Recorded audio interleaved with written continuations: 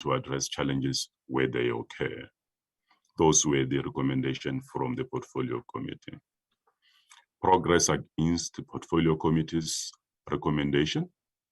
Erwat and Magalies Water were engaged by City of Tshwane for collaboration in the operation of Themba Water Treatment Works and Rooiwal Wastewater Treatment Works. Thus far, Memorandum of Understanding and Service Level Agreement have been finalized, and the progress is as follows.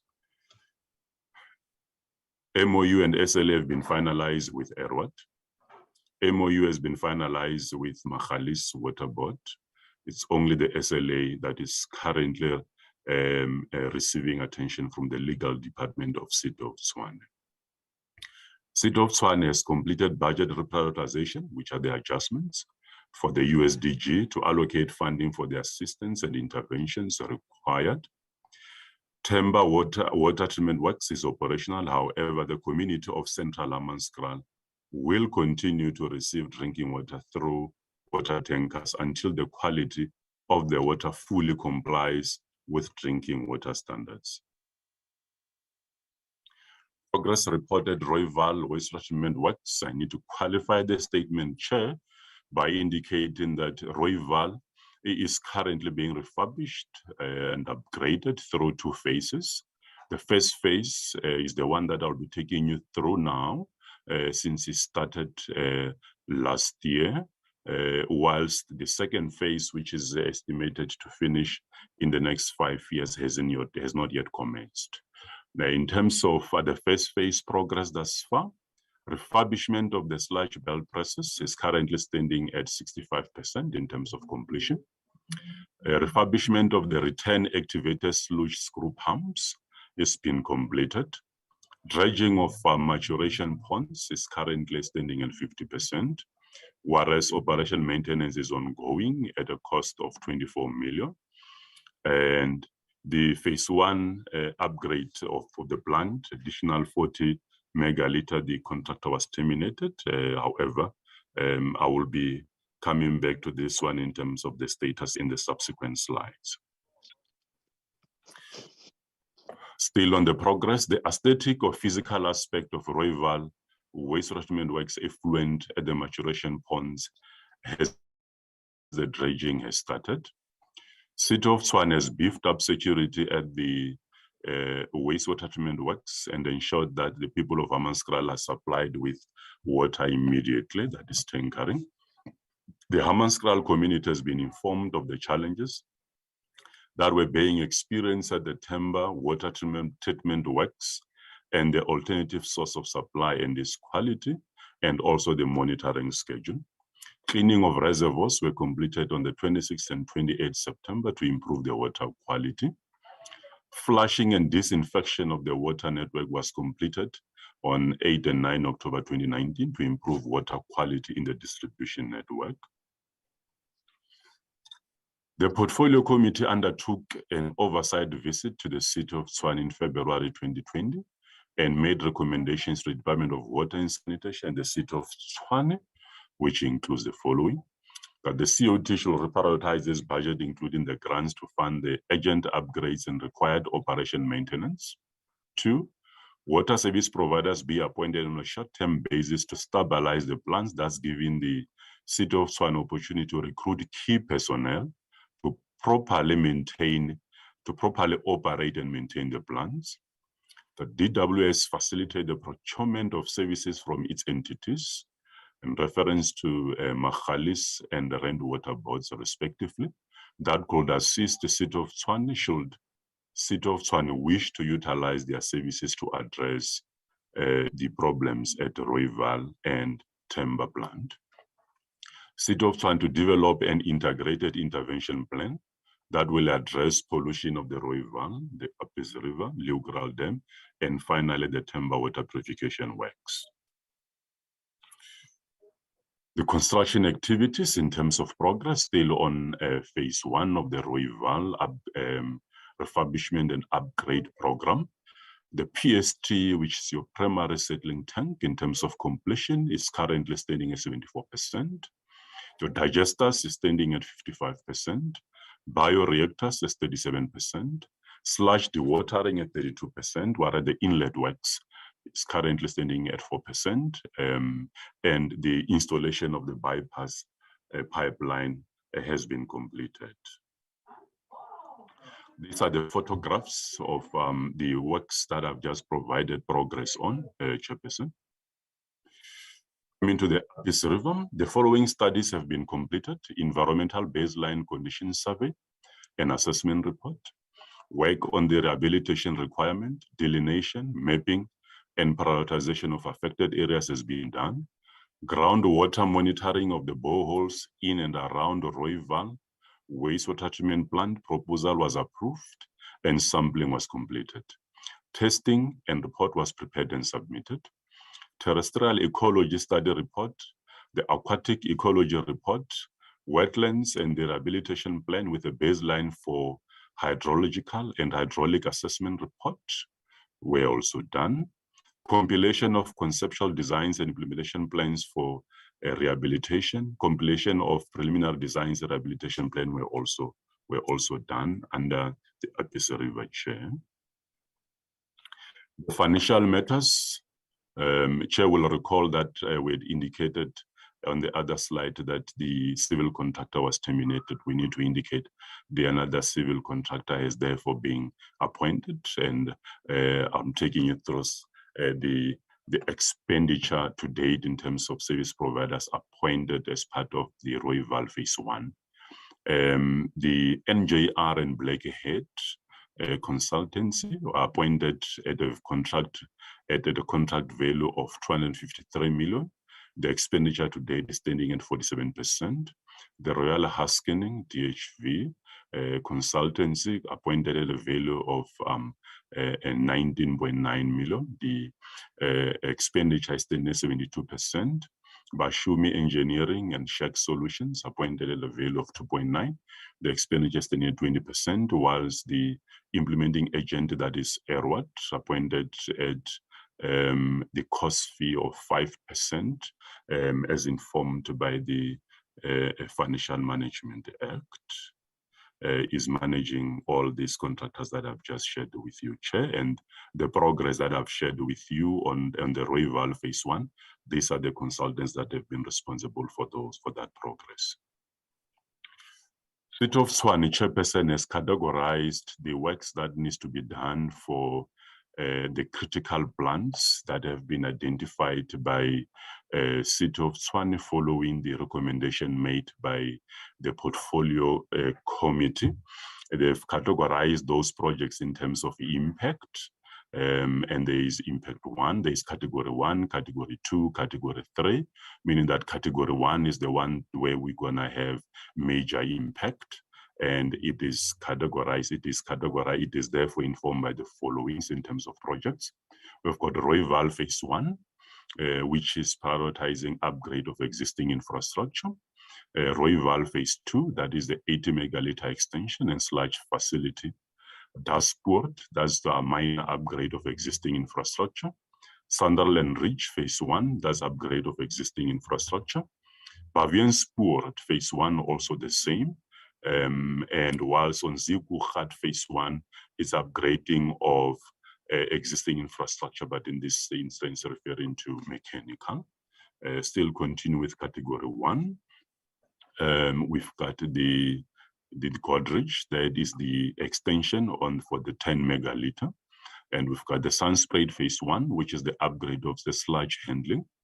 Whilst the Klepgat Phase 1 is the upgrade of mechanical and electrical infrastructure due to vandalism and theft. We need to emphasize, Chair, that this is one of the plants wherein vandalism was very severe, in the sense that even the only thing that is left, Chair, now, it is the concrete structure.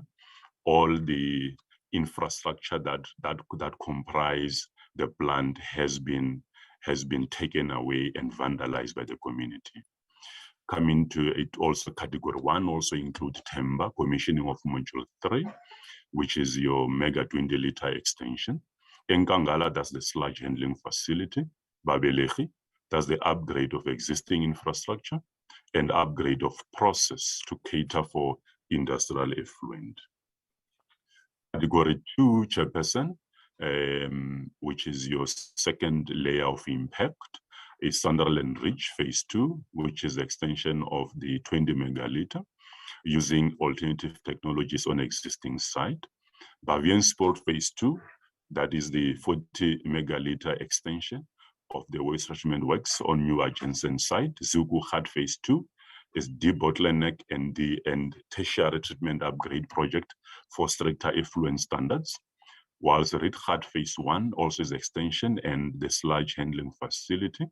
Klepgat Phase 2 is the 33 megaliter extension and upgrade of the sludge handling facility. And the total cost share for Phase 2, there it comes to 2.5 billion. Coming to Impact 3, that's Category 3. It comprises of the following project. That's Rooiwal Phase 3, which is the extension of 50 megaliter per day. Sunderland Ridge, that's land acquisition. Sunderland Ridge Phase 3, 25 megaliter extension project on new adjacent site. Henobs River, that's the new waste treatment works on or bulk sewer project. Refueler Phase 1 is extension with the extension project for 2 megaliter a day. Refueler Phase 2, extension for 10 megaliter a day. Sun Sprays Phase 2 is extension 10 megaliter a day. Klepgat Phase 3 is 33 megaliter a day extension, and the total cost therefore is 3.3. What is the total cost combined for all the three categories? Is the slide that explains that, Chairperson. Category 1, it comes to 3.2 billion. Category 2 is 2.5, whilst Impact 3 is 3.3. And in total, the capital budget requirements for prioritized critical waste treatment works, it comes to 9.2 billion.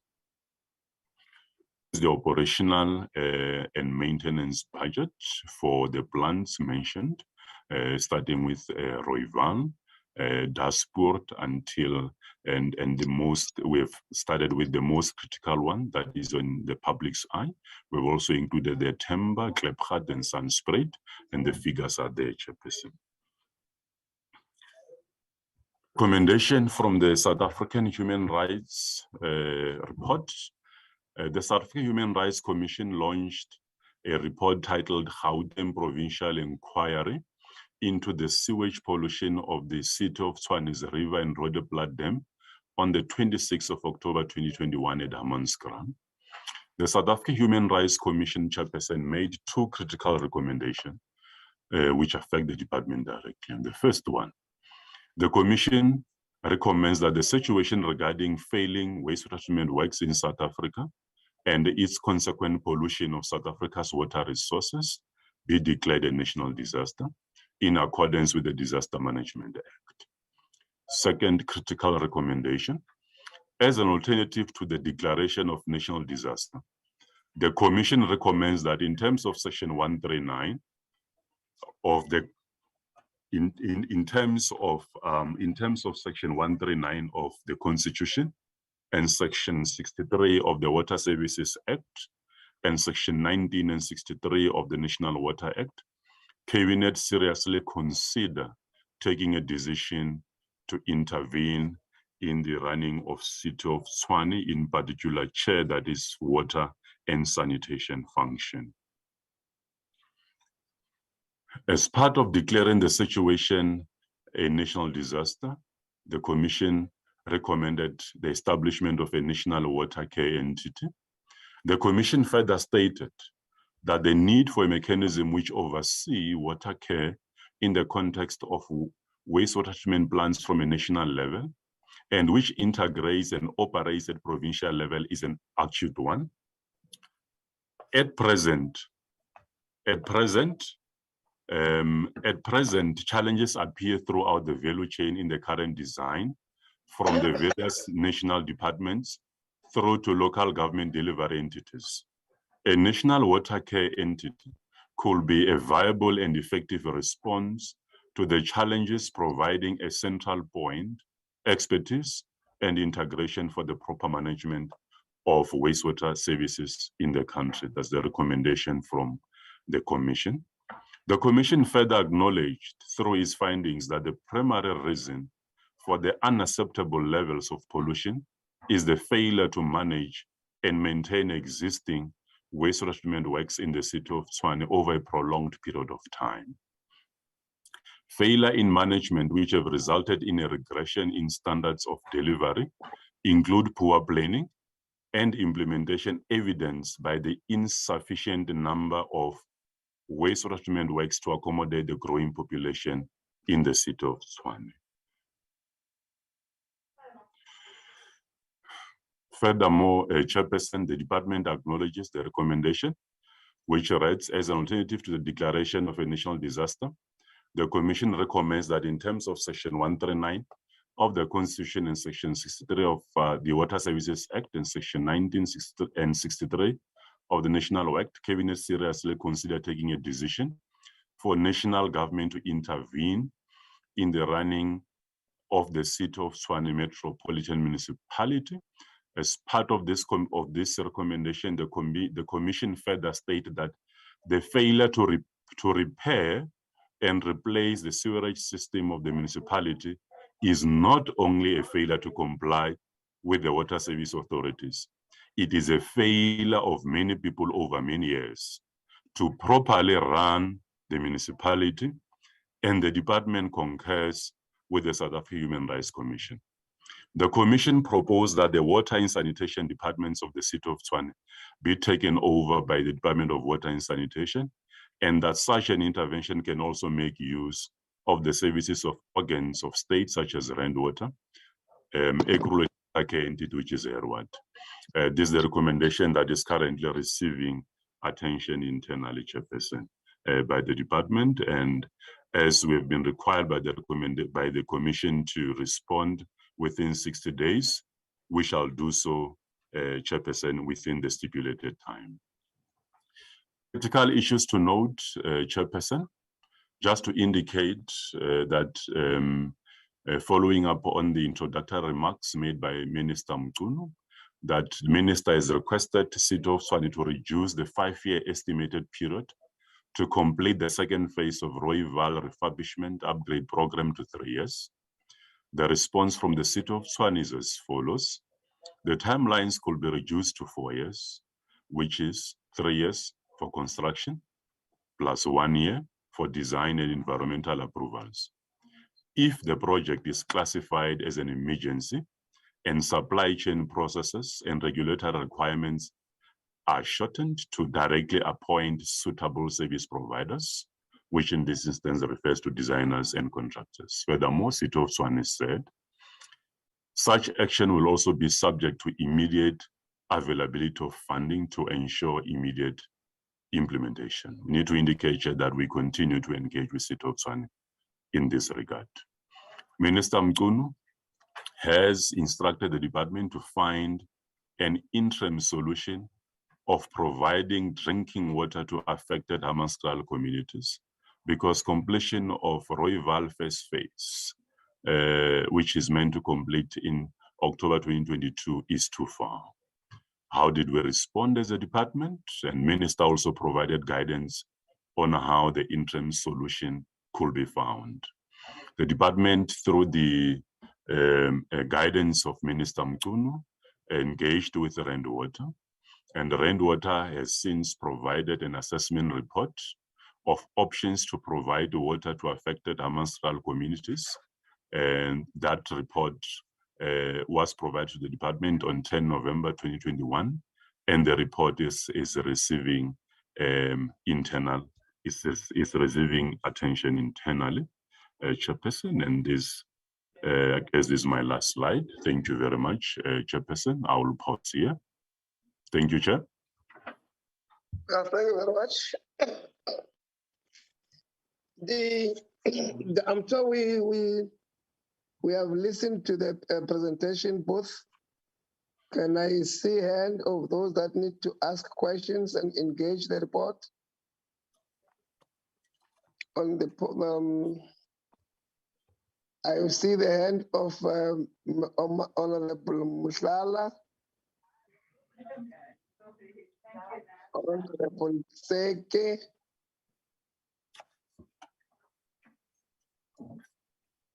Yeah, thus far. Honorable Mkala. Chair, before Mhlala, just a point of clarity. Mm. If I may, Honorable Mhlala. Given. Thank you very much. Chair, I thought that we'll take the two presentations, both your Rooiwal and the Vaal, and we'll then interact with the presenters after they present the two presentations. And it was highlighted also in our agenda for today. So I just need your advice on that matter. Honorable Mkala. May I proceed, Chairperson? No, I was saying, is the proposal by Honorable Seke not making sense? There's no problem, we can proceed. They can proceed with the other presentation, Chairperson. Let's do that because we have got time constraints. We need to go to the plenary.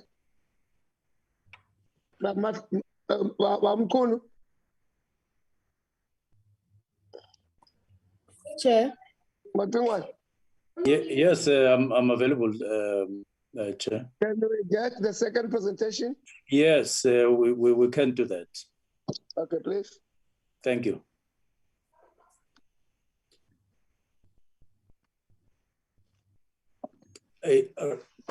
Just a few remarks on this one.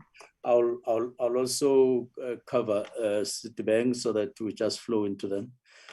On the Vaal, let me just start where we are, Chair. We noting all the background and all the developments in the past, including in the short past, we decided that we must, for once, this time around, make a well-informed intervention as the Department of Water and Sanitation on the Vaal. Now, in order for us to arrive there, we would have needed to read everything that has been done on the Vaal by our department in an attempt to intervene and resolve matters there. So we went through all the records, all the reports, where we made or not made any progress after intervention.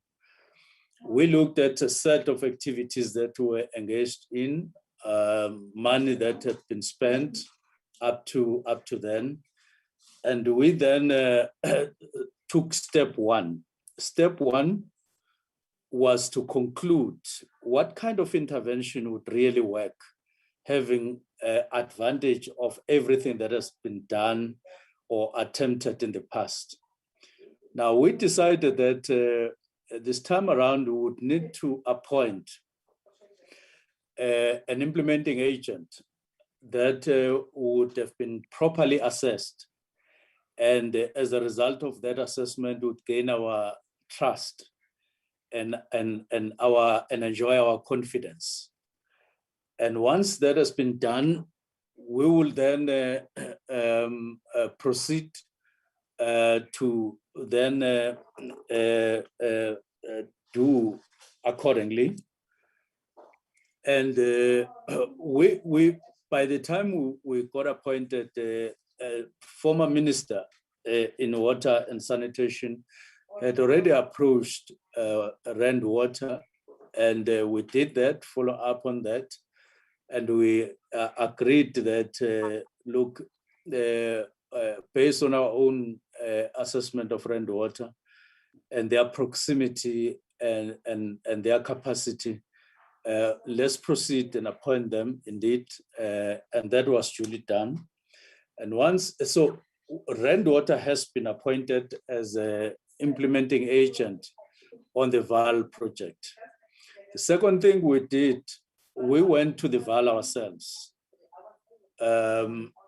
We took a cruise there with knowledgeable people as far as that is concerned, we assessed everything and we finalized that we now are fairly informed about the extent of the problem and all other aspects.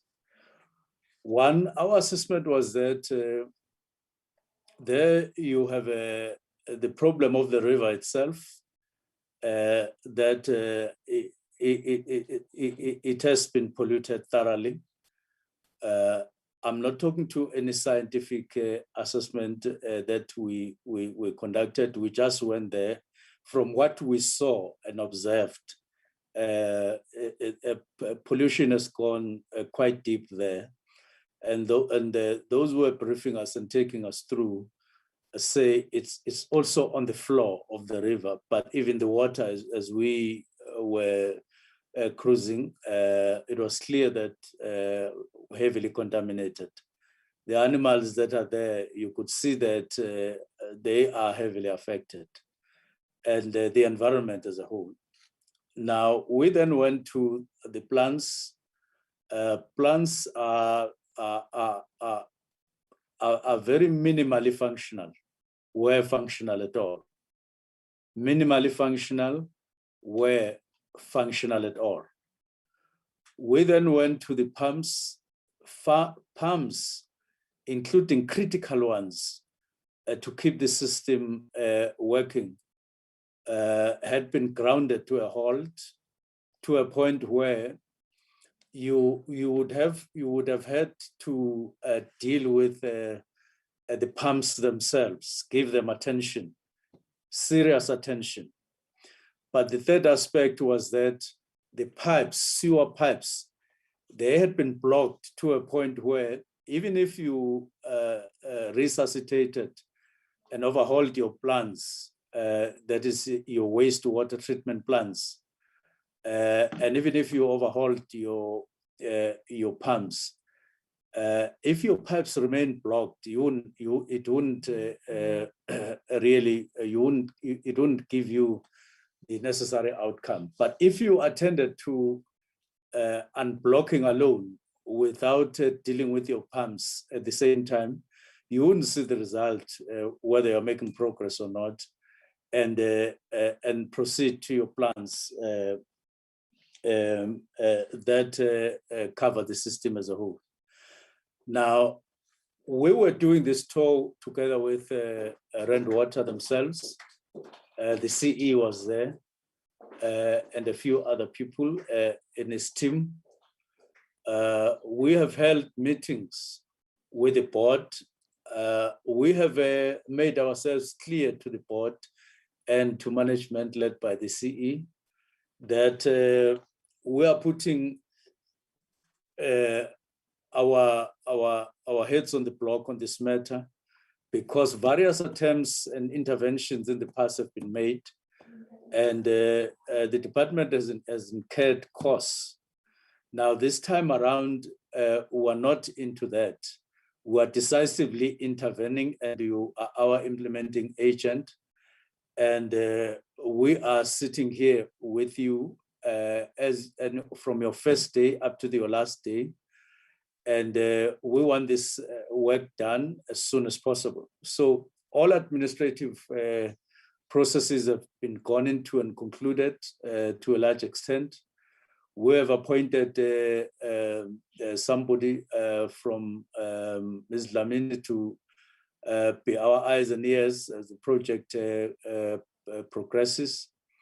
But we had a big meeting that involved all the role players there, other than Wastewater and ourselves, the local municipality, the district, and various organizations that have interest in the Vaal, in that particular area, in the Vaal project itself.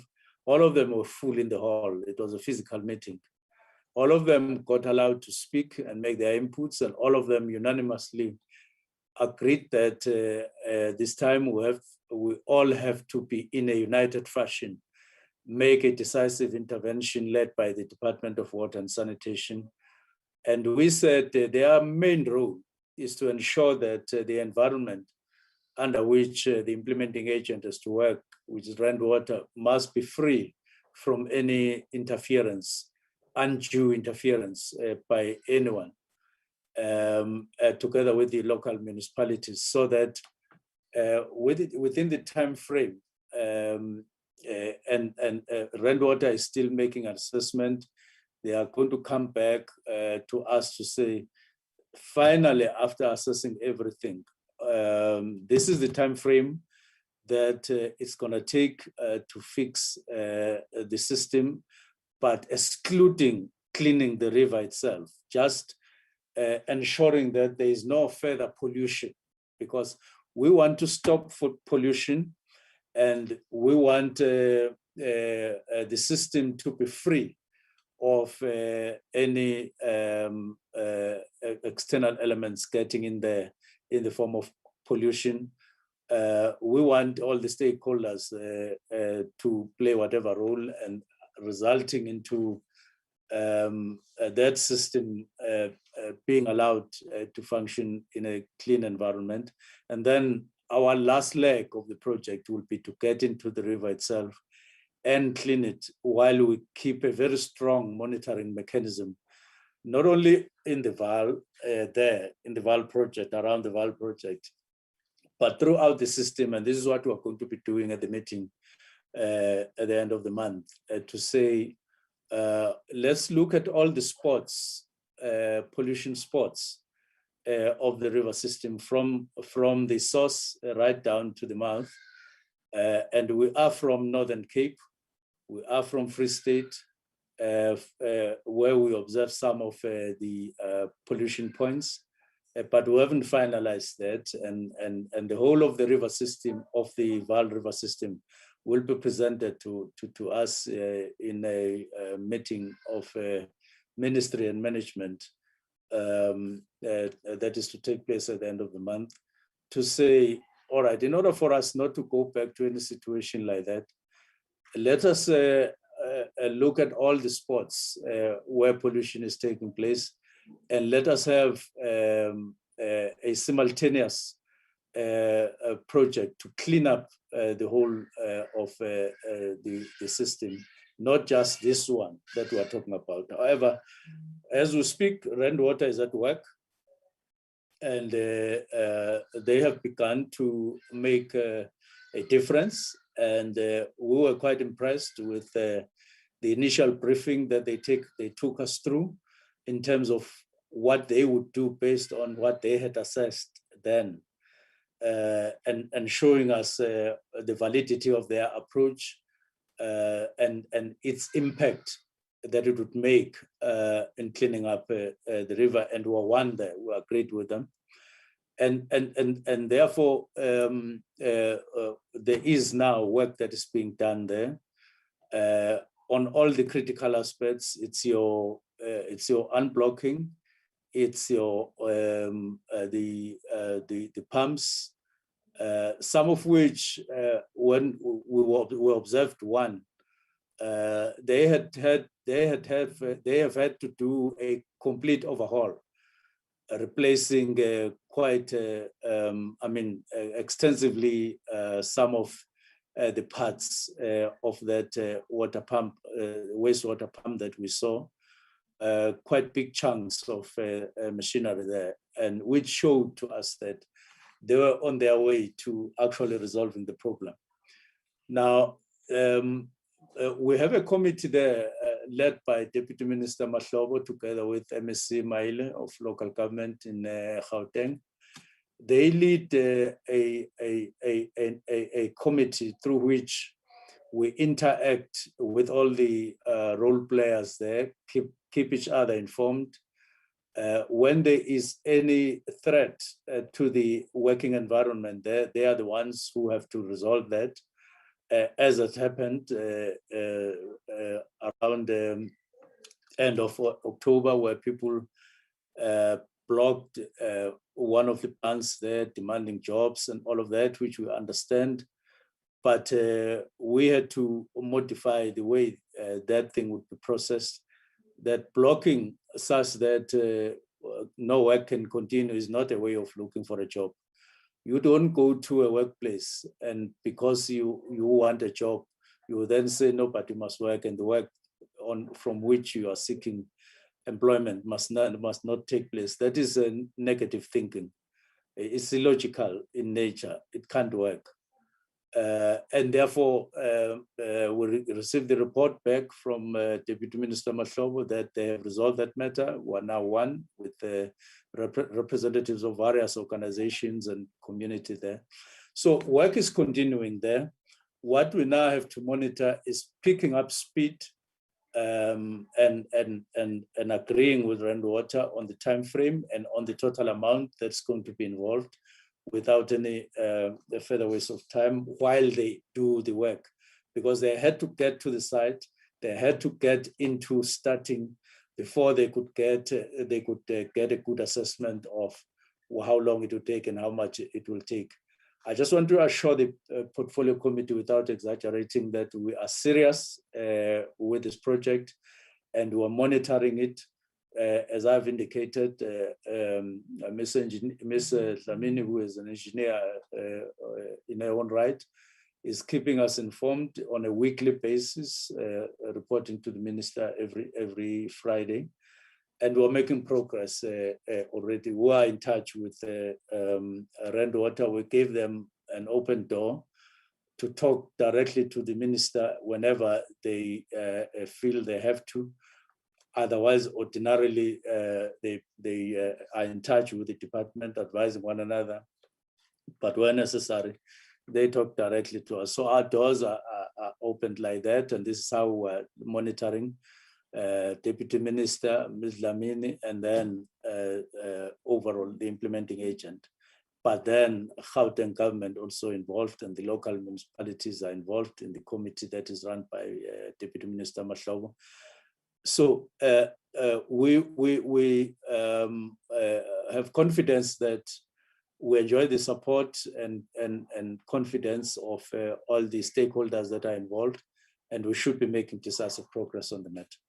I want to end there, and on Citibank, let me come back on Citibank because we don't have a report, but I will just respond to the honorable member that asked for a briefing on this matter when it is time to do so. Thank you very much. And the CEO of Water, Mr. Mozai, will brief the on this matter. Thank you very much. Can we get the CEO talking to us? Yes, thank you, Chair. Thank you, Minister. Good morning, and all protocol observed. I'm loading the presentation.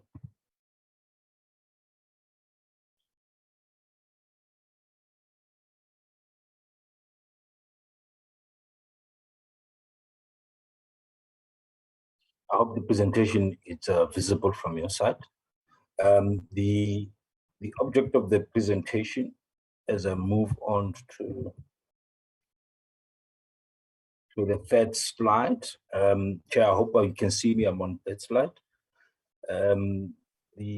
Is to essentially provide the status of our intervention in Mfuleni in relation to CDBN regional sewer schemes interventions to assist deal with the issues of pollution in there, and just to share with the committee the project plan that we've crafted with stakeholders going forward, that will outline what we're doing now and shall be doing in the medium and the long term.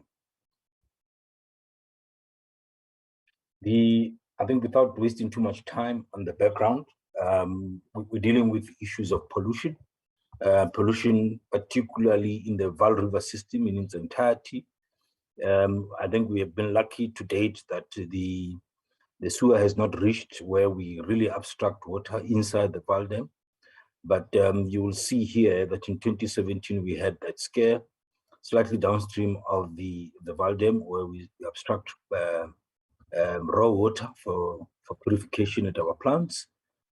We had that scare. Fortunately, at this point in time, we still don't have any pollution in the Vaal Dam itself. We obstruct raw water, but sadly, because this will be a long-term intervention, we still have pollution, unfortunately, taking place in the Vaal River system, in the catchments, various catchments, as a result of pollution of non-compliant wastewater that comes from the plants.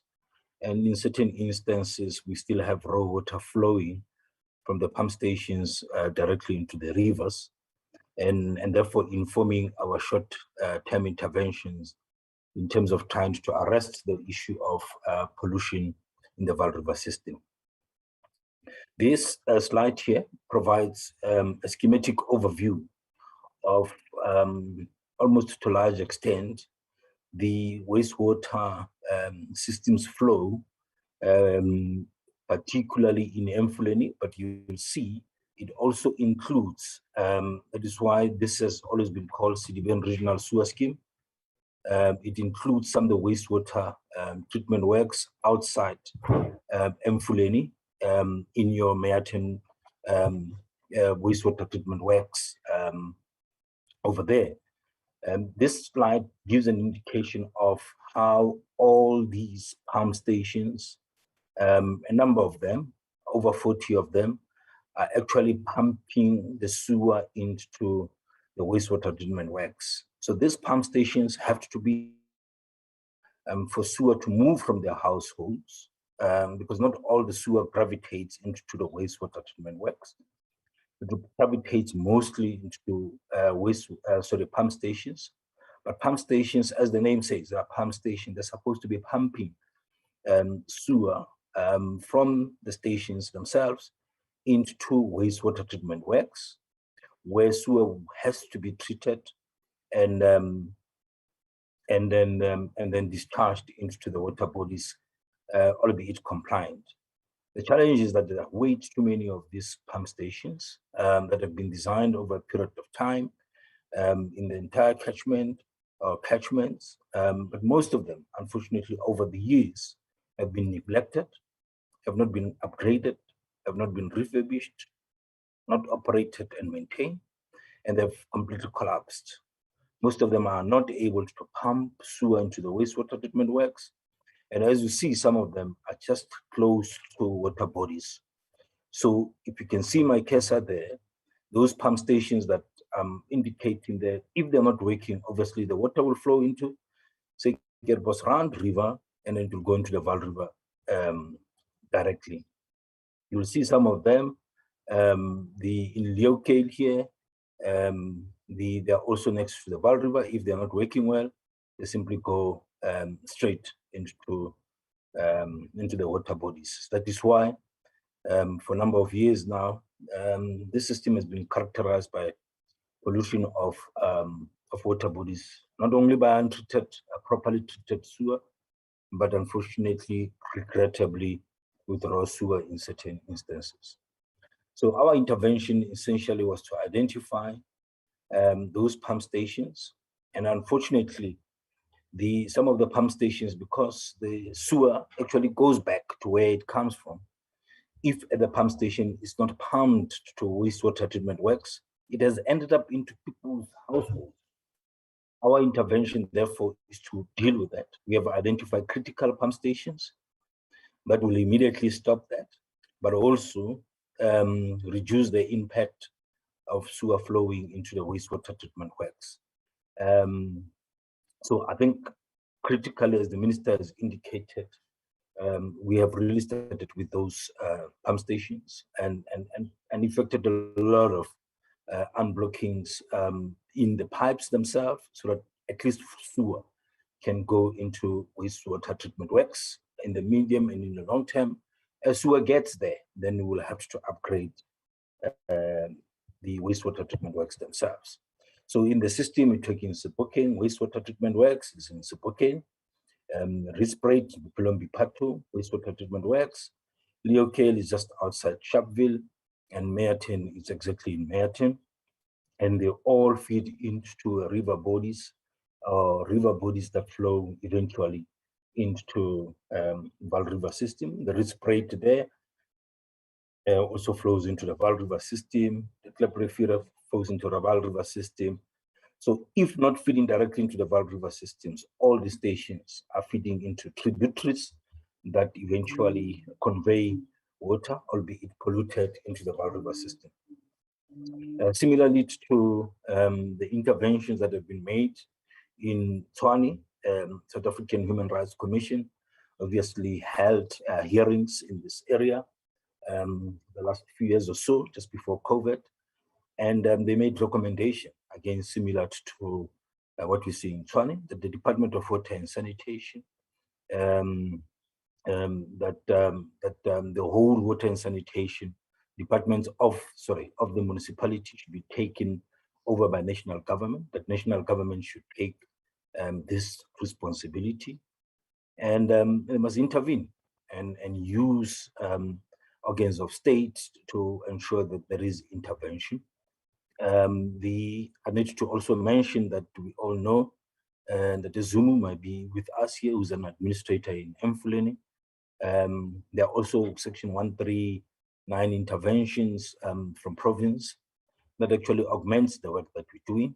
Ours is specific to water and sanitation, and theirs is broadly to deal with the other issues of running the local government there. So it's a multifaceted intervention. And as a result of this requirement of South African Human Rights Commission, as the minister has indicated, rainwater has been brought into the fore to also form part of a team working closely with the department and the province to intervene in the area, alleviate the problem, and eventually solve it. So those recommendations were clear: establish a national water care entity. We need to centralize the expertise and integrate the issues of waste management, have uniform remedial action. And again, they have emphasized on operations and maintenance. So indeed, our interventions, both in the short, medium, and the long term, addressing themselves to these recommendations. Also, you'll see in our slides, we also talk beneficiation program, the reuse of wastewater, the beneficiation thereof for agricultural purposes, the byproducts, and the upgrading of those labs in Mfuleni in terms of them being compliant with ISO 7025 accreditation that deals with the laboratories at large. So we talk in the medium and the long term around the issues of wastewater reuse. We'll touch on that in the slides.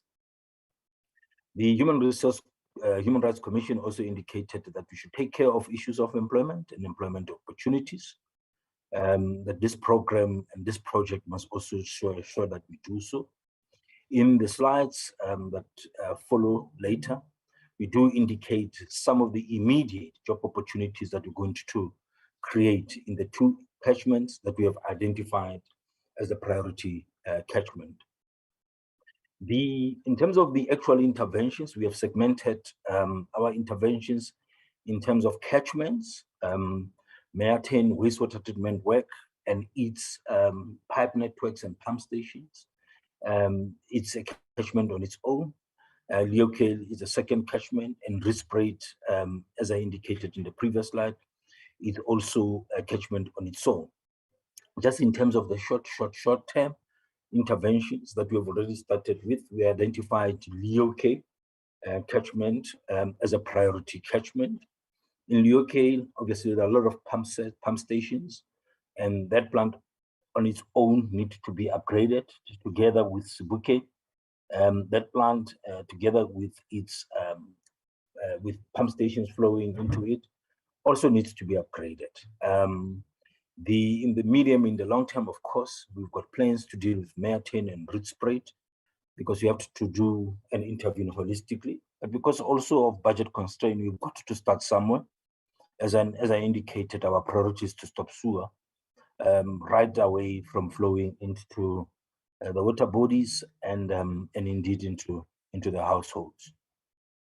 What are we doing in the short term? What have we started with in the short term? I think the issue of operations and maintenance is quite critical. We have prioritized it. In the slides, I indicate some of the human interventions, technical interventions that we have effected. You can't run infrastructure if you're not operating it in the first place. You've got to be there. These pump stations can't run themselves. You've got to be there and run them and ensure that they are properly functioning, let alone the sophistication of running these plants with telemetry. You've got to be there. And when you're there, you know what is happening and maintain. So our first intervention was to go into these pump sets and make sure that we have millwrights and operators operating these plants and be able to maintain, basic maintenance. So that was the first intervention, go into the priority pump stations and maintain them. The second intervention will therefore be, as I indicated, locally is a priority intervention, priority catchment, is to do repairs of critical pump stations. You've got to do repairs, basic repairs, because these are civil, mechanical, and electrical infrastructure. They fail. They can't run forever. And the first issue then is to ensure, as I indicate in the later slides, that we have fully capacitated storerooms, we have vehicles, we have human resources to repair these critical pump stations. So that is our second priority. This also will extend to cover Sebokeng catchment. We then need to deal with modification of module 3, 4, and 5 in Sebokeng as a priority area. In Rothin, we're going to start with the Rising Main. This is Meatin Wastewater Treatment Works. And the pump stations that are critical at this point in time to assist us to deal with the pollution. We want to replace pump station and pump station 34 in this catchment. And lastly, what we have started with in earnest, it's water conservation and water demand management. As we drive around the entire Mfuleni municipality, there's water running everywhere. And some of this water goes into the pump stations, and in the pump stations, sewer pump station, you want sewer and sewer only.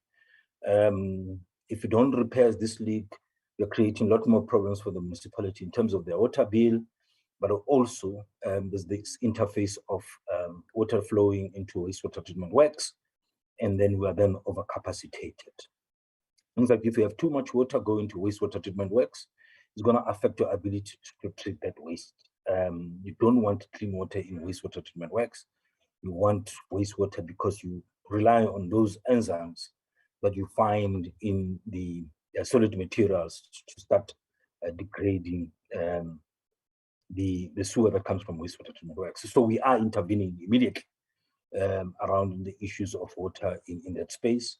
And then in the other slide, then we talk about the medium and the long term in terms of what you want to do. This will be a multi-year project. What we are wanting to see, and just so that we give people hope, to see some of these interventions that have been making, or we are making, to start working, so that when you talk long, medium term, people will already have confidence in us. So I think what we are doing is to bring that message of hope. We are showing people we are repairing, we are unblocking, we have vehicles. When people call, they get attended to, and we're starting to see the confidence in our people that we're just not talking and talking, but we are walking the talk. What we have also done in terms of how we're going to deal with these issues in parallel, we have broken them into streams to deal with the challenges before us. The first stream is that you have to upgrade and refurbish your infrastructure. This is where we have the major capital works, because upgrades means you have the necessary capacity to treat, to pump. You need to refurbish. That is extremely important. The second stream is that there's no point upgrading infrastructure, building world-class infrastructure if you don't have maintenance plan, if you don't have operating manuals, if you're not reducing non-revenue water, if you don't have Mitsi Alekwa, which is a division of Mfuleni, well capacitated to operate and maintain. This is an intervention. Beyond this, somebody must continue to run the infrastructure, must maintain, must replace, must have shutdowns so that the system keeps going. So it cannot be an upgrade issue only, but it has to be an O&M issue. Then after that, you have to get into a sustainability mode. You have to have proper bylaws. You have to collect revenue. You have to have enhancement strategy so that money comes into the operations and function, and that money is also going back into the maintenance, and the system is well oiled and runs on its own. So that's how utilities run. You've got to collect revenue, you've got to operate your plants, and you've got to use that revenue to maintain periodic maintenance, planned maintenance, and we keep the system running.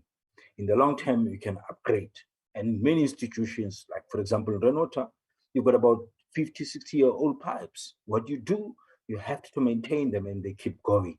So you don't have to spend too much money on the upgrades. The fourth stream, which is quite very critical, it's that of communication. Part of what we have observed is that all these stoppages are as a result of our inability to communicate, reach the communities, tell them what is happening, what are we doing. And then we have seen the intervention of the minister and the steering committee that is chaired by DM Mahlobo and MEC Maile. With the numbers of meetings that we've been having, we don't have stoppages anymore. People are understanding, they are knowing what is happening, we are continuously engaging them, and this is extremely important. Beyond that, we still need to do proper monitoring and evaluation, water quality monitoring. We need to manage our energy and so on and so forth. So all these interventions, all these streams will have their own deliverables, actions, and we will be monitored accordingly going forward, because we don't want to come back again with the same interventions. It has to be sustainable and run on its own. So another area is to optimize Sebokeng wastewater treatment works. You know that Renota has already finished module 6 in this area, and we need to start optimizing some of the modules that are there so that waste that comes in there is treated to compliance standards. In the very same catchment, this also benefits the entire Mfuleni. One of the first things that we have already done is to make sure that we have tools of trade, if you like. You cannot effect maintenance if you don't have vehicles. We have plans to procure vehicles, and that has started, and we show it in the next stage. We need to assist and augment the capacity, and then we have already done that of the Mfuleni to ensure that they have staff in place. I must indicate that Mfuleni on its own, they have a cadre of very qualified people that just need to be supported with tools and vehicles, properly be trained and get accredited, that can simply run these systems beyond Renota. One of the disheartening issues that we have found around tools and equipment is that unfortunately the stores of Mfuleni have completely been depleted. No basic toolboxes, spanners, the rods, safety equipment, so that when somebody says we have a sewer blockage or water is running everywhere, if you have vehicles and human resources, but you need to have tools, you need to have rods and attend to this. So this is where we have started. We have started with basic things to get the municipality going, and we have assessed some of in terms of the vehicles, some of the vehicles were standing, they were requiring maintenance, about 52 of them. When you go in the Vaal and you report a leakage or anything like that, there were just no vehicles. They were just standing there, they were not maintained. So what we have done is Renota will mobilize few of our vehicles ourselves, and started a process of ensuring that we fix through RFQs the vehicles that we have, and new vehicles that we may need going forward. So that we have started, and now we have vehicles moving, and we have also through the World Leagues program that we have rolled out for a number of years, we have taken 37 operators and plumbers from our database that we have trained as Renota for the benefit of the municipalities. As you know, the big challenge with municipalities is that we train all these skilled plumbers and operators. The municipalities have not taken them. And immediately after our appointment and the request to intervene immediately, we have taken just all those 37 that we have ourselves trained, and they are also aiding in terms of the human resource capabilities in there. The process controllers that we have, they need to be accredited. They need to have class 5 accreditation. So you can't operate a plant without this accreditation. We have started that. We have also placed millwrights in wastewater treatment works and pump station, which is exactly what I said. Pump stations don't run themselves. They can't run themselves. You have to have them. So maintenance team, mechanical engineer, electrical, we have mobilized them as part of the human resource interventions in there. We have gone out on an RFQ to start looking for cables that have been stolen and vandalized, to ensure that we have toolboxes, to ensure that we have all the tools of trade, safety equipment, so that when we attend to these blockages, they're up and running. What we have also started with the Section 139 interventions from province, the METSI did not have even a call center. So if you have a leakage, if you have a sewer blockage, the number that everybody used to call for a number of years was not working. So the call center had already collapsed. We're working with them to attend to this matter. And at least for now, we can report that there can be a number that you can call and you can receive attention. Unfortunately, because we're still capacitating our store, the turnaround is not overnight. In certain areas, it really takes time, unfortunately, members, to attend to these leaks and blockages. But I'm happy that together with the contractors that we have that are currently unblocking and these interventions, people are starting to see a change.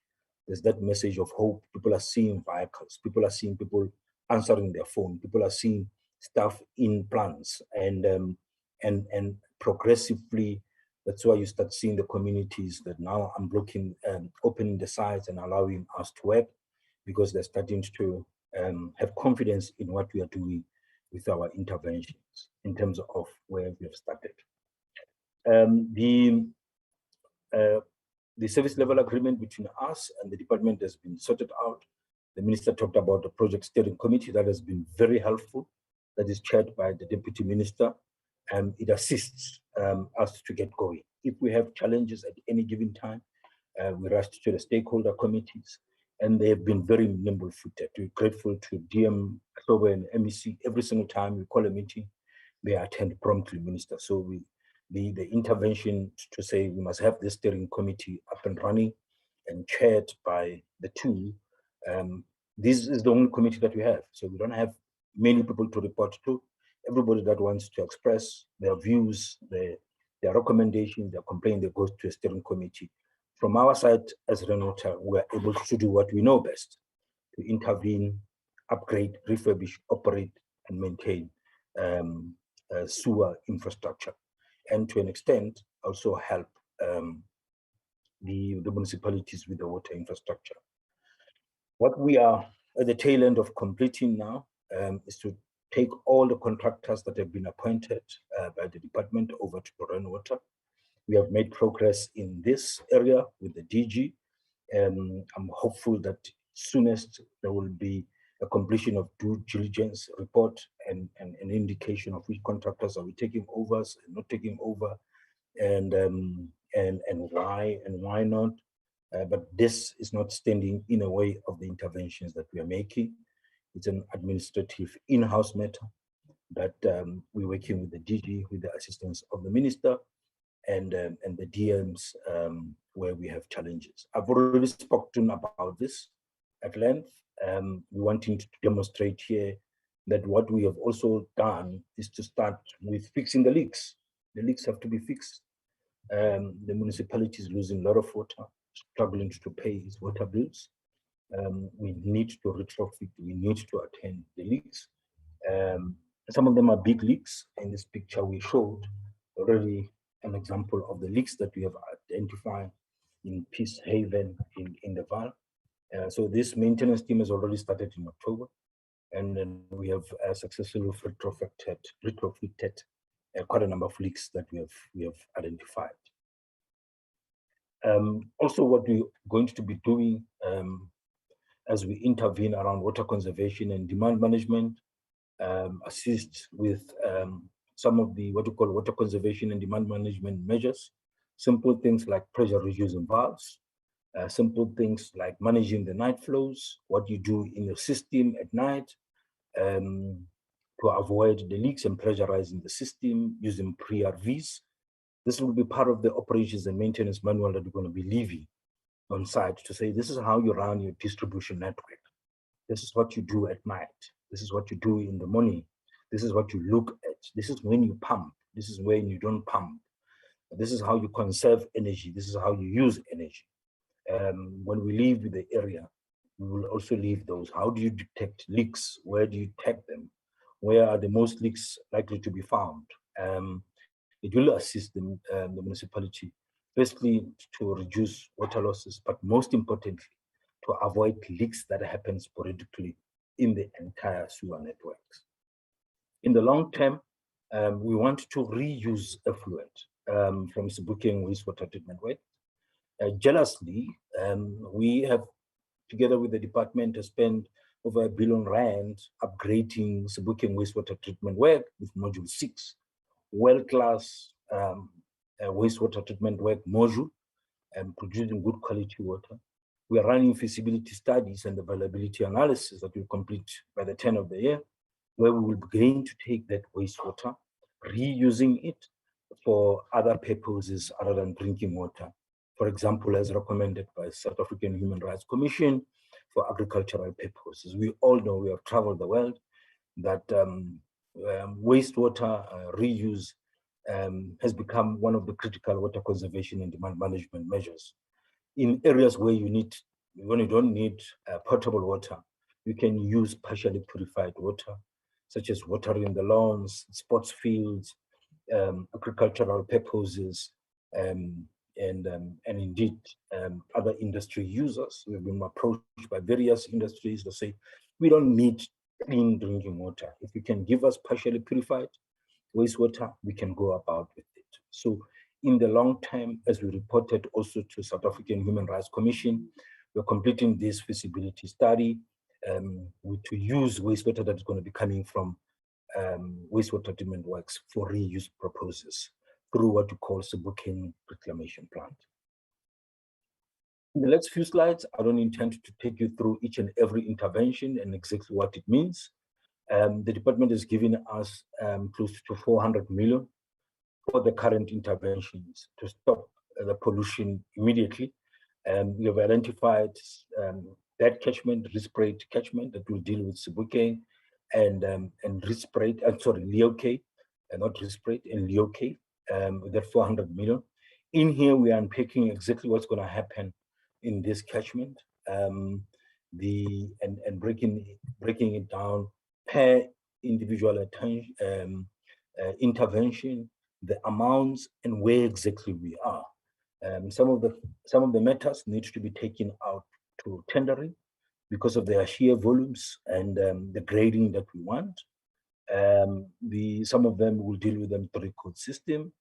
Some of them that are small will also be given to local contractors. So Sebokeng, we intend to spend 36 million in the short term as a result of these short-term interventions that I've identified.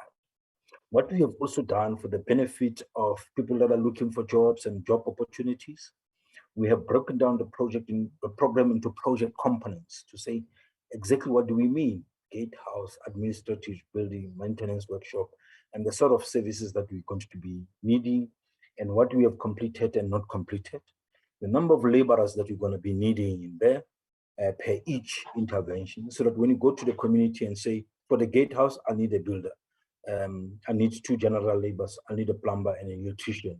It also assists the communities to organize themselves and go through their own process in terms of how they're going to identify laborers. So these we have already presented at the steering committee to say for Sebokeng, we will need 110 people in the short term as part of our local labor opportunities in those areas. Work with us. They then establish a structure in terms of ensuring that we're going to create those jobs. So in here, we just demonstrate the kind of interventions that we are doing there in terms of creating job opportunities, because it's quite critical. The bulk of the work will go towards Leoke, as I indicated, is a priority. Those pump stations are quite critical that I'm mentioning. These are pump stations, because they've not been pumping, that are leading to the most of the pollution. And indeed, they are a reason some of the sewer is flowing back into the individual households. You'll also see there that we're going to be we have put about 54 million on just unblocking, and 61 million, over 100 million of the 313 million will just go towards unblocking. When there's a blockage, it has to be unblocked immediately, as we're building our own capacity and working with METSI to build its own capacity. On the other hand, we are not waiting. We are unblocking so that sewer can actually leave the townships, leave the towns, go into the pump stations. As we refurbish them, as we upgrade them, they will then pump into wastewater treatment works. What we have also done for the purposes of the reasons that I've also mentioned, insofar as the stakeholder engagement, we have also taken that and given an indication of exactly how many people are going to be required for each intervention and what does that intervention entail. The essence of the presentation is not to take you through each and every of those interventions, but to give you comfort, portfolio committee members, that we are also, as we're spending money, as we are upgrading, as we are refurbishing, creating job opportunities to our people, given that this area is also characterized by joblessness, poverty, and deprivation. So in the short term, we are anticipating to create close to 200 job opportunities. Some of them may be short term, but we're giving people hope. And indeed, as the program and as we upgrade and get into the long-term interventions, we'll also ensure that other job opportunities are created. But finally, as we move towards conclusion, what we have identified or adopted is the Renota model that talks to stakeholder engagement. This model has worked for us, and I'm happy that in all our projects, over 100 projects that we have in 4 provinces of rainwater, none of our project has been stopped because of this socio-economic development model that we have developed. And this is the model that we are also rolling out in here. It's really centered around job creation. People want jobs. People want to know, how many jobs are you going to create? What are the opportunities? How many unskilled, semi-skilled professionals, youth, women, and people with disabilities are going to benefit from the scheme, and how do you prioritize them?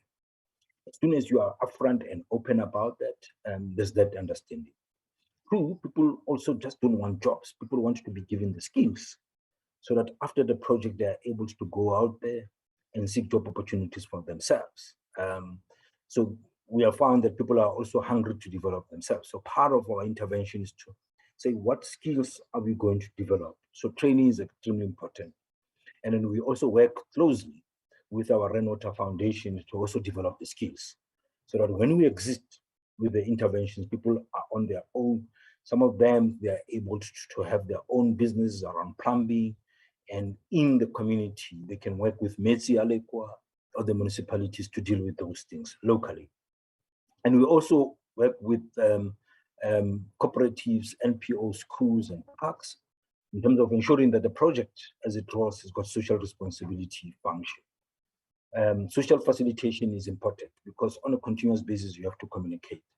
We have found that the appointment of CLOs locally in collaborations with IPs and SEDs in other areas locally, where people can go and understand what is happening, has actually been very helpful. But lastly, the issues of local enterprises. There are people that say, we don't want jobs, we don't want skills. We have our own outfits, we have our own grading. We just need to be empowered. We are CIDB 2, we are CIDB 3. Some of them are high CIDBs. Where are the opportunities? Where are you going to, where are we going to see them? So we also establish an opportunity where it's transparent, where it's equitable. We advertise, in the community in compliance with triple PFA, where people can start applying. And if you don't get the job, you're just open about it. You know why you didn't get the job, where you fell short, who was appointed, why was they appointed, what was their score, and what was your score. So as soon as you deal with the issues of transparency and deal with it in this way, we're starting to see, even in the booking, that our project has not been stopped.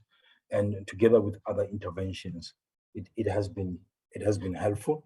So I think what we're reporting in here is that we are making progress. We have started, and we have the support of the communities to deal with the issues of sewer pollution in this area.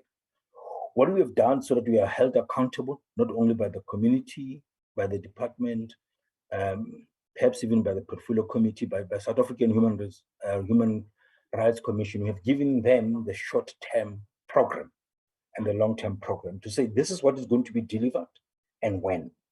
So when we report, we don't report globally.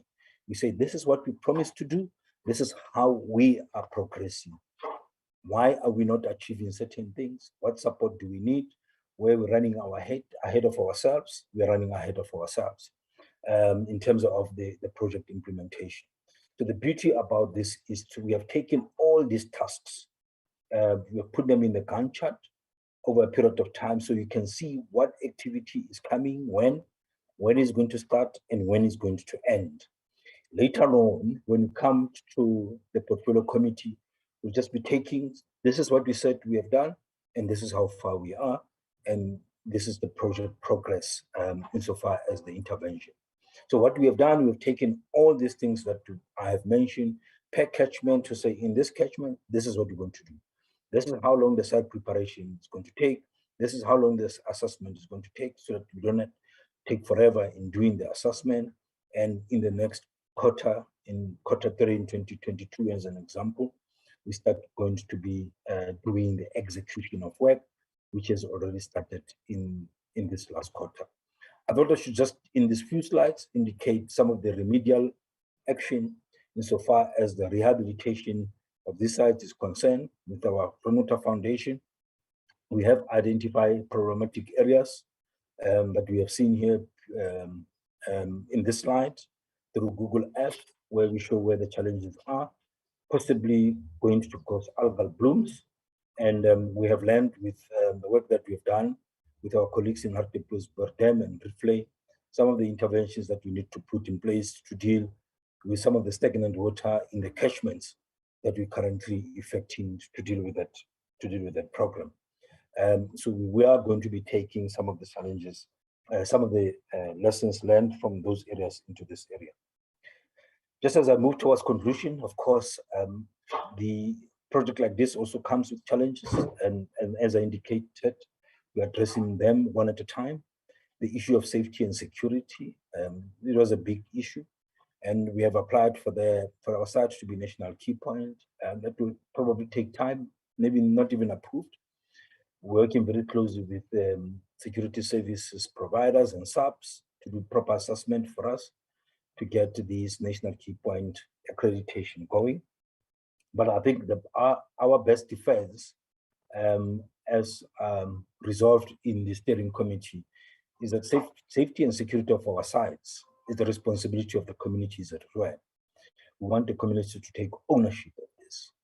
We have also seen in recent times, just last week, in GM, there are other people that wanted to block the site. The community says, who are you to stop this project? This is our project. We don't know you. We have agreed in the steering committee that we'll keep the sites open, and that in itself provided security to our employees on site. So I think more than getting this to be national key point, but we have found what has been working extremely well is that the community taking responsibility of their sites, precisely because we are talking and engaging with them. And I'm happy to report that the stoppages that we have following the workshop that we had on the 3rd of November, as we have reported before, there are no stoppages as we speak, because people are just wanting to know what are the job opportunities that are there. They are demanding work, they're demanding employment, and engagement is really a way. So the two project steering committee meetings that we had, have resulted in opening of those sites. And the last part, which is what we want to conclude, is to ensure that we conclude on the due diligence that is currently underway of the remaining contracts from the department to come in here. But it's a matter that the DG and I are attending to. We are at the tail end of resolving that. So, Chair, I think in a nutshell, for us, we are bringing that message, the message that we are working, we have started, we have already engaged South African Human Rights Commission. We have given them the progress report. They were pleased with our progress. In fact, they have also have underground monitors. Underground monitors provided their own independent reports to say, yes, Renault and the department, together with the municipalities and the province and the ministry, they are intervening, and we are working, we are starting to have progress. The issues of rehabilitation that are coming in the next phase, Human Rights Commission was particularly pleased. And indeed, there is that message of hope. There is that light at the end of the tunnel. People are understanding that this is going to be a long-term project. There's going to be intervention. And indeed, it's a big elephant.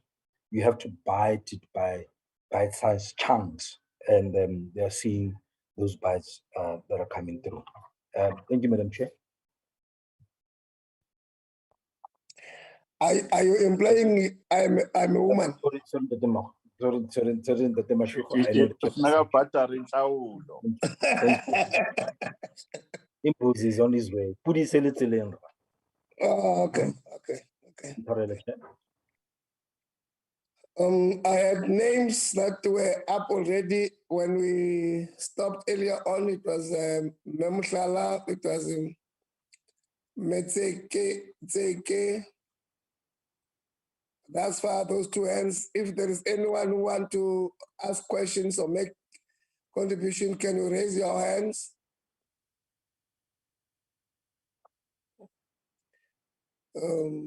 Messi Opesungwe. Good afternoon, ma'am. I haven't seen or spoken to for some times. Welcome. Thank you, Chair. Okay. Others will come later. No, thanks so much, Chairperson. My first questions is going to go to the presenters of City of Tshwane, more especially on the Rooiwal case. Chairperson, the Rooiwal case, it is one of the criminality against the people of South Africa by the department. Many of the water infrastructure in South Africa has created struggle for communities not receiving clean water. Hence, we just heard now about the issue of Vaal River as well. A class action by the affected citizen on violation of constitutional rights against the department is the only way that the citizenry can receive social justice. Number two, Chairperson, huge amounts were spent on the blue and the green drop reports undertaken by the department. Why is there no remedial action on the findings? Earlier, Minister Mchunu, when he briefed us on Tshwane, he talked of advisors that will respond to the findings of the South African Human Rights Commission on Hammanskraal. Has the department appointed advisors or consultant to undertake this function? Can the minister please provide more details in this regard? The other question, Chairperson, which department is monitoring the USDG grant spent on Hammanskraal by the City of Tshwane? And lastly, directives are instituted against the City of Tshwane for sewage spillages and environmental damage but your regulatory and compliance mechanism do not use the legislative components to effect punitive actions. How are you strengthening your regulatory unit as it over the years been one of the weakest in terms of budget and legislative reforms? Chairperson, on the Vaal River, a court order was awarded by the Save the Vaal organization to add national and provincial players, including the Department of Finance and the Department of Water and Sanitation. Is Save the Vaal organization proceeding on its court actions? What is the response of the Department of Water and Sanitation? The second question, Chairperson, on the Vaal River, do you have reports or findings from the previous implementing agent? That is the South African National Defence Force, on remedying the Vaal River system? Because I can see now you are busy trying to rescue the situation, but do have the report, because we cannot just always start with a new thing without revisiting what happened before. So do you have the report in terms of that? Another thing, Chairperson, has the department issued any directive to the Mfuleni municipality? Is there any attempt by the department to take court actions against Mfuleni, as it did with the city of Tshwane? Why is there discrepancies between the two? Because we can hear when you talk about the Vaal River, it seems like Mfuleni never existed here. We don't hear you talking about the Mfuleni. Did you take any actions against them? Chairperson, on page 8 and 9, Water talks on short, medium, and long-term intervention. On page 8 and 9, the Water talks on of short, medium, and long-term intervention, but they are not tangible time frames. Can we get them so that we can be able to do our oversight on what you have started now? Chairperson, when the minister was also presenting on the Vaal River, the minister spoke about the people that were blocking the project in Vaal River to resume. And I think, Chairperson, the reason why people are behaving like that, it is because of lack of unemployment. People are not working. People are suffering of poverty because of the failure of the current state, the ruling party, the governing state. So my question is, how did you handle that situation, Minister?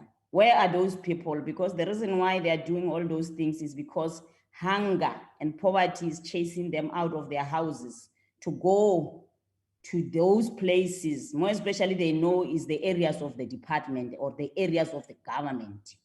They were thinking that you can come and assist them, at least in terms of employing them. What did you do to rescue the situation and to ensure that those people cries are heard to? So I also heard lastly that you are fixing the leaks when water infrastructure is failing. Isn't going to be a recurrent problem, rather fix the institutions that are obligated by law to effectively and systematically ensure continuous maintenance. Thank you, Chair. I'm done. That is my last question. Honorable Seke. Thanks very much, Chair. Let me also welcome the two presentations by Water and the department. Chair, on Vaal, At some point, Honorable Mhlala, it's right to say your South African National Defence Force was on site. And I think we have not yet get the progress report in terms of the work that was undertaken. And secondly, when we visited the Sebokeng wastewater treatment plant, ERVAT was on site, Chair, and we have not yet received the progress report in terms of the work done. And I'm not quite sure, because now we have appointed Wastewater. Is the contract for ERVAT terminated? Because one, I understand that those are the specialists in the wastewater treatment plant work. Chair, because I'm raising this matter because it looks like Water is starting from scratch. Chair, I think it is important that you reflect, even if it's not today, but you reflect the work that has been done previously by the previous entities. Secondly, Chair, there was a rollover of 500 million to this project, which was confirmed by the Minister of Finance in the MTBPS. Just want to check whether this budget or this money is already committed, or is it a new budget that is going to address the challenges that we are facing in the Vaal project. Chair, I must also welcome the job opportunities and the number of people that have been identified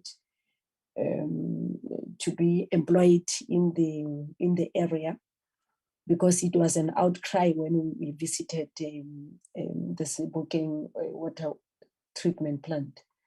We welcome that, Chair. Our people, unemployment is high in our country, and I think we have to take responsibility too as the Department of Water and Sanitation.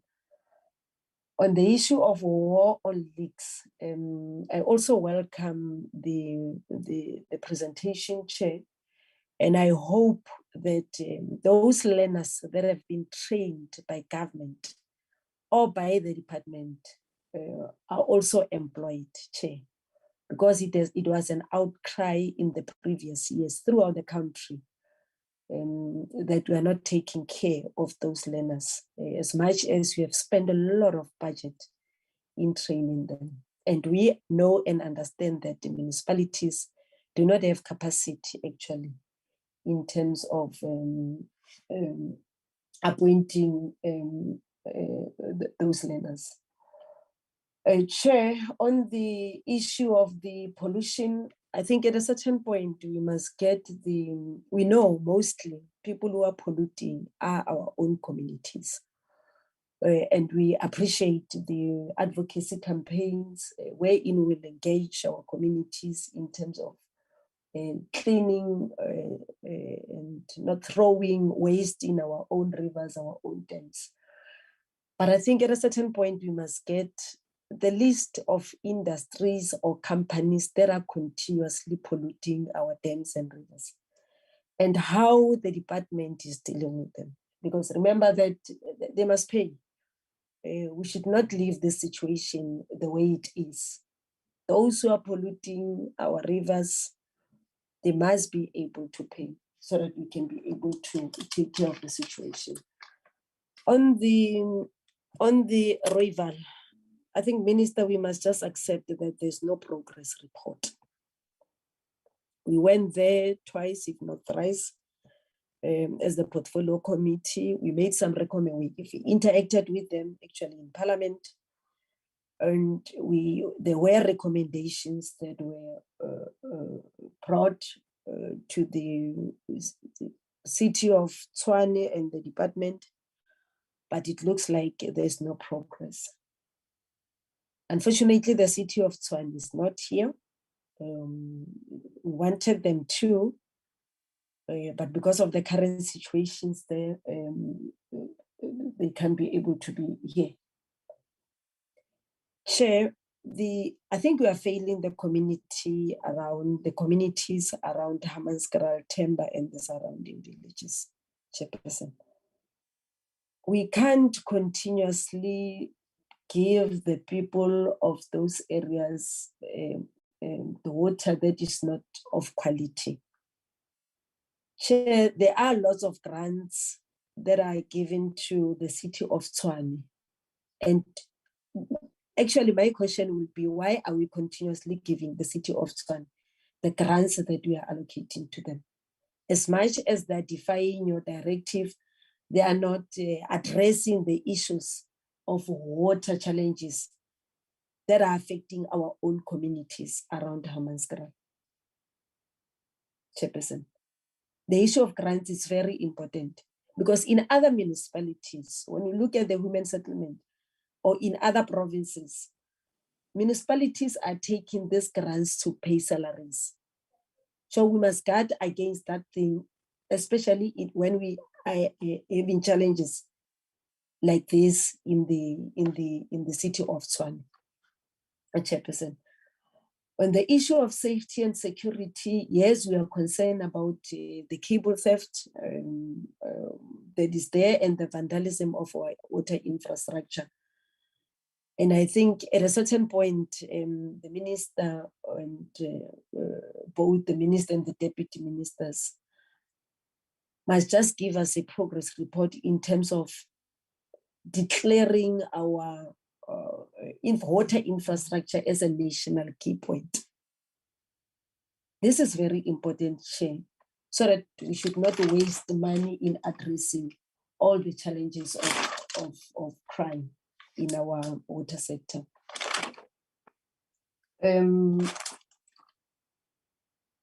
The Chair, I think that's what is the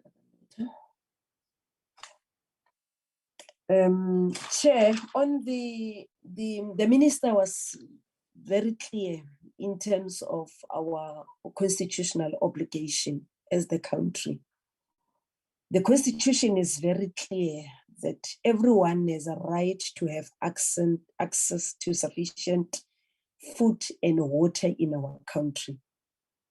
And Parliament has enacted the Water Services Act of 108 of 1997. And Section 63 is very clear, Chairperson, that when a water service authority is failing to discharge its responsibility, the national department must kick in and take full responsibility and control over the water infrastructure. So I just want to pose this question to the minister to say, why are we not invoking this section? Because the challenges in Rooiwal has not started in 2019, and they've not started in 2020 or 2021. There has been there. So why are you not intervening as the national department? Why are you not taking over? So that the people of this country can have confidence in us, be it as the ANC government or whatever, as the government in charge, to say that, yes, we are addressing their challenges. Chairperson. Thank you very much. I think those are my questions. Honorable Sepersingwa. Thank you, Chairperson.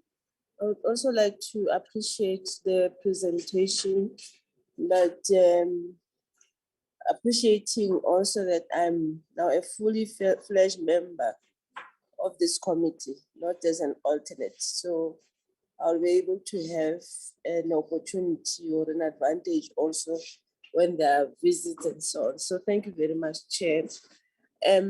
Mine is not going to be a lot, but I would suggest that at some point the city of Tshwane needs to be invited after the situation is normalized, so that they need to respond to some of issues raised here.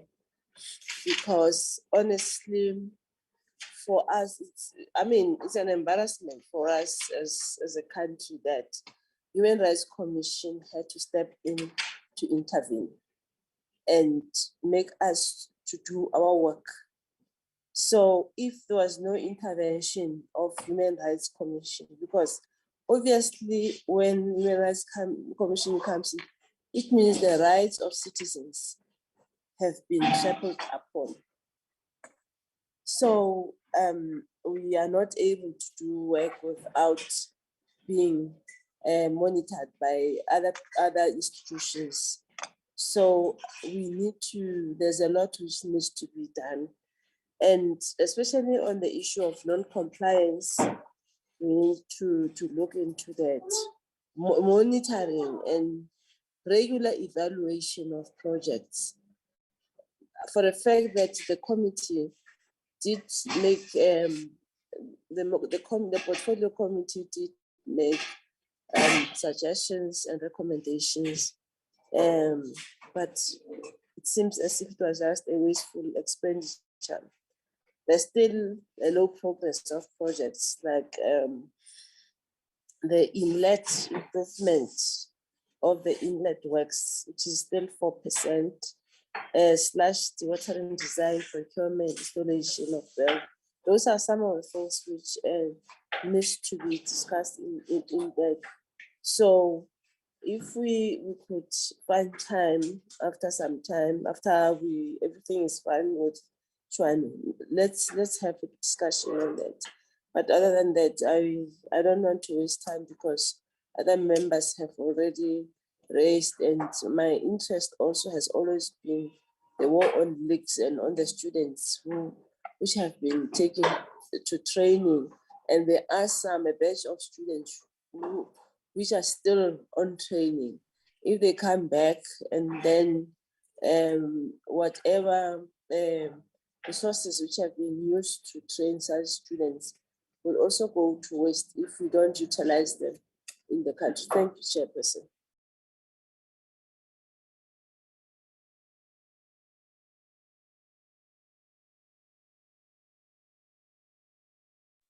Honorable Seki.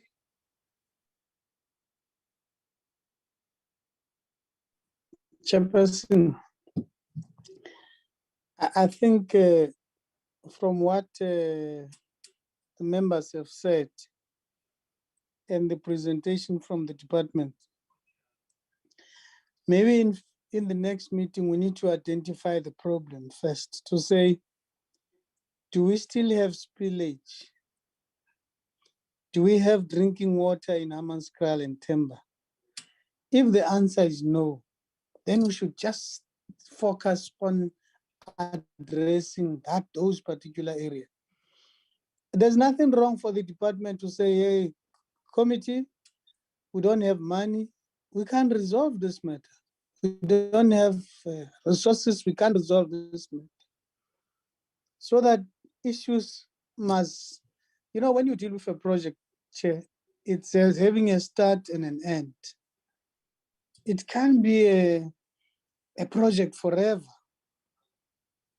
So that would be my appeal, Chair, because this issues of Rooiwal, it's really, if it was in another organization, I think consequence management should have been applied a long time.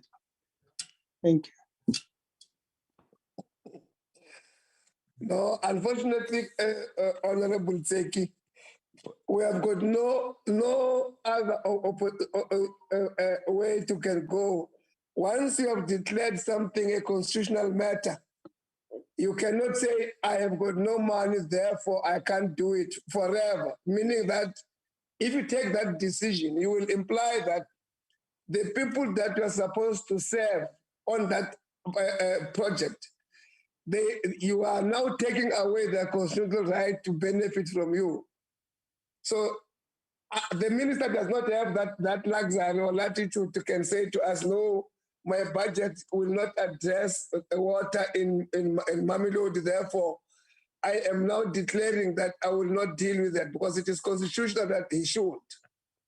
So, yes, I agree with you that at some point we must not generalize, we must ask questions. Do we still have, for instance, the writing minister said in the presentation, in 2017, we had flash and just unclean water running into the river Vaal system, meaning that the people who are getting water from Vaal were literally getting raw sludge into their pipe or into the river for them to drink.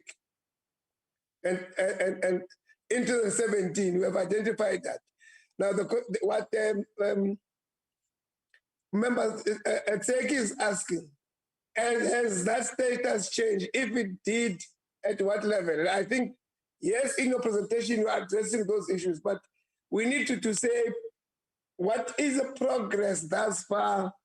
And I'm happy, Minister Mkunu, your approach was to go visit and do what is generally called the inspection in loco. And I think then what follows must be what Honorable Mhlala and Tseki was asking. Having done the inspection in loco, what is the report that you got as handover report? And therefore, your plan, is it informed by responding to those that which is what you have seen, having been given the legacy report? I don't get a sense of, at some point we were told that the manner in which Mfuleni was so indebted to loan sharks and banking systems. If you buy cars and give them, those sharks and the banking processes can take the cars and the tools you are giving to them because they are owing quite a lot of money. I'm not hearing what is the status quo in terms of that is concerned. I'm deployed in Tshwane, specifically in Mamelodi, by Parliament. My PCO is in Mamelodi. The reality of the matter is that indeed, for instance, Minister, we had Minister Kutswalet working with us during elections. 2 or 3 days, he came to the meeting and complained that he must go back because he did not wash in the morning. There was no water in Waterkloof. If we know what Waterkloof represents in the city of Tshwane, if there is no water in Waterkloof, where I think the minister is also staying, then it means that it's a problem. The pipe you're talking about in Lodiam, when the city was just refusing to take ownership that they did not work on that pipe, when they know they did not. When we went to Rooiwal as the committee, where the DA councillor there, very honest, no politics he was talking about, he told us that one of the reasons that water is not purified in Tshwane is that the contract which was appointed by the city a year later was cancelled immediately when the politics changed hands from ANC to DA. For good reason, it might be that the DA said, no, we want to put our own because we have got a better working. That's fine if that's the case. Politics is about that. But then they don't appoint anyone. For 2 years in succession, they do not appoint anyone. So the water is just being, the system, the water is not purified and so forth and so on. Consequences, what are those? We don't hear that. But I think the members have already asked quite a number of questions. But the other thing is that we need to separate. At the time that the department come and act, we must be in a position to understand that you are acting because the person who must give water to the people is the municipality, not the department. Now, when you act because you are now taking over on the basis of failure by the municipality. But please communicate that to the voters, because that's the problem of our government. You do good work, but it's for the first time that even ourselves as the committee hear that you even took a cruise to go and see the problems in Vaal, and that which you found, what is it? But it could we not have had this meeting? We could not have known, because you don't communicate to even to ourselves as parliament and even to the community at large. Finally, I know, and it's a fact, that people that are blocking the systems and blocking the pipe are business people that are running these water tanks. We know them, some we hear of them. We don't hear a position that we are taking to want to crucially deal with such tendencies. And this is it's in the countries. You can see it is, to me, it is no longer a criminal offense, it's a political offense. You can see that it is people that sit somewhere, plan and do these things in order to blossom their business. All over the show, you will have had Mgeni River that has happened. In all the big river systems where we have got people that are having these tankers, they sabotage us not to deliver water because we must have got no option but to use their tanker system. What are we doing about it? Because it is proven in Swanet, I have seen it, in Vaal, I've seen it, in Guyana, we have seen it. It is business people that if you dare touch to work on the system for it to be operative, you are tilting the balance of force unto them succeeding as business people. And we are not saying anything about that. And the section 63 that you wanted to, that you're proposing to invoke it as soon as yesterday. Not be apologetic, because you are not talking politics there. You are addressing the needs of the people, irrespective of their political affiliation, constitutional. Invoke that clause. It is important. I haven't seen any other hand. I will allow you to respond, Minister, and your department.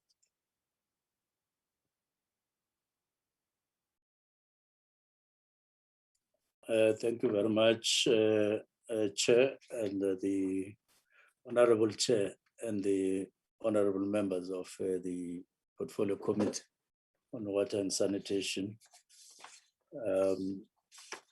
I will request that Deputy Minister Mahlobo and the acting head, acting DDG in the department, and the CEO of Water also respond, including head of water and sanitation in Gauteng, Mr. Mapungula, to respond later, but I'll start by taking some of the questions that were asked, starting with the honorable member, Mohlala.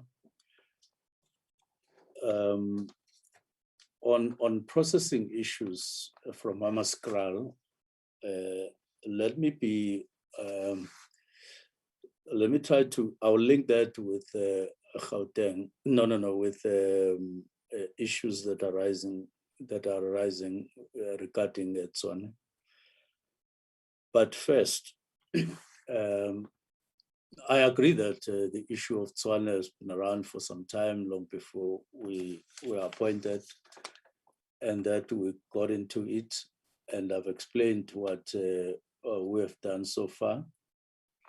Now, on the advisors that the honorable member is asking about, Minister has 2 advisors. Those are the advisors that I'm referring to. They are already there. We don't need to appoint any other.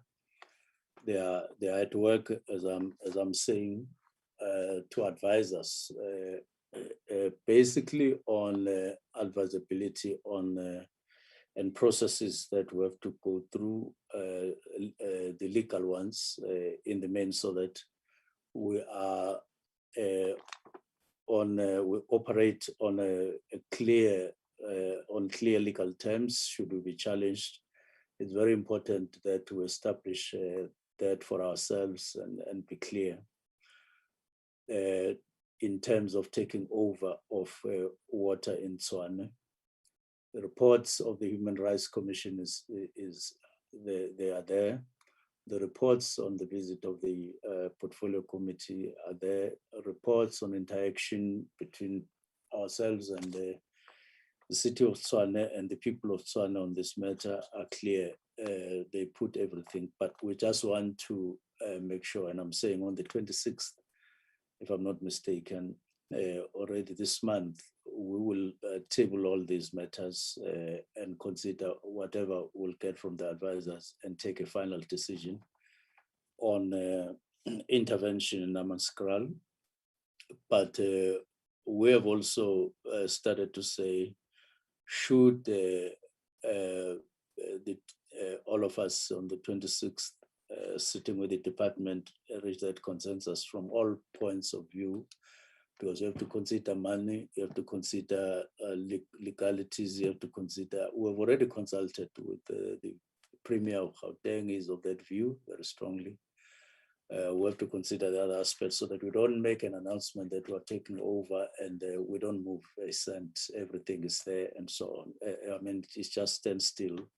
We have to make sure that when we say we are intervening, then the following week, let alone the following month, there should be clear decisiveness that we have intervened in Tshwane. Those are the things that need to be processed in the main. Now, that's coming on the 26th. We will interact with the portfolio committee once we've reached that decision, and the procedures will follow and every other thing. I do want, however, to say, let's not exaggerate the issue of Namaskral in terms of accessing drinking water beyond what it is in terms of our reports. The community that depends on the timber that the system that supplies timber is the one that is on point here. Rainwater does provide water to Namaskral, and there's no problem. The Magalies water board also provides water to a part of Namaskral, and there's no problem. The only part that is giving us a problem is the part that is supplied by, or supposed to be supplied by Tshwane. It's not of the whole of Namaskral, and that is the status quo as we talk. But just to conclude, we are saying we've intervened at a level where we get to collect the information. We are now, we are processing the legal and the financial part. But I must say, on the other hand, there's something that has advanced, and what has advanced is the department interacting with Rainwater on Namaskral as a whole. And one of the reports we're therefore going to be considering on the 26th is the recommendations of the department coming from Rainwater on Namaskral. No, not Namaskral alone, just on Tshwane as a whole, not just Namaskral. I've read the report in part, and it's an interesting report, but the department will then indicate the financial part of it. And so we are actually arming ourselves, and towards we're at an advanced stage in terms of arming ourselves so that we take an informed decision, and that will include the recommendation by the department following the recommendation by Rainwater on Tshwane as a whole. So it's not just the advisors from a legal and financial point of view, assisted by the department, but it's also going to come via the department from their interaction with the rainwater, and things are quite clear. And I'm hoping I'm making myself clear comprehensively about Tswane and the Hammanskraal. We are aware of Section 63, and we are aware that it has to go with Section 139, which the province need to assist us on. It's not Section 63 alone. It has to come with via, it has to come together with 161 with another act that is 139.